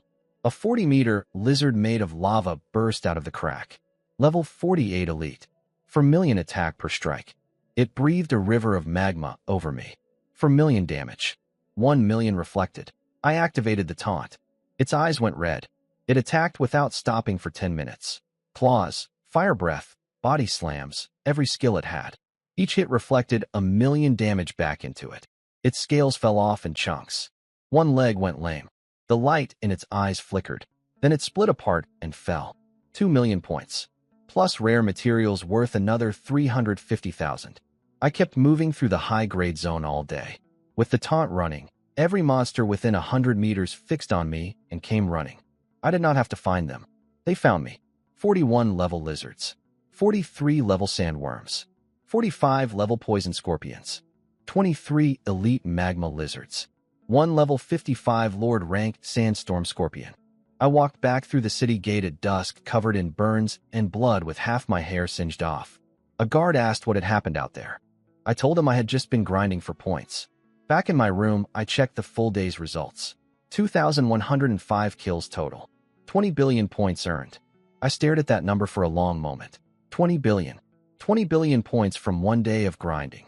I opened the shop and bought the legendary armor and ring first. 200 million points. My total health jumped to 31,000 billion after the multiplier applied to the new equipment's health bonus. Then I bought a high-grade space ring for 5 billion. 1,000 cubic meters of internal storage. I emptied my backpack into it. The contents looked like seeds scattered in a warehouse. 10,000% recovery potions, for good measure. Another 10 million. The next morning, I went to the trading district in the western sector. A massive open market covering hundreds of fields worth of space. Every kind of goods imaginable. I changed my face to a 60-year-old man with a hunched back and deep wrinkles before going in. I found the aircraft section at the back of the market. I looked through several shops until a middle-aged woman showed me into a locked back room with a single vehicle inside. Phantom class. Custom built by the city's top engineers. Range 10,000 kilometers. Maximum speed 2,000 kilometers per hour. Defense shield rated against level 60 attacks. Built in stealth mode. 5 billion points. I paid without hesitation. The woman's hands shook taking the card. I tested the cockpit, confirmed everything worked, and stored the aircraft inside my space ring.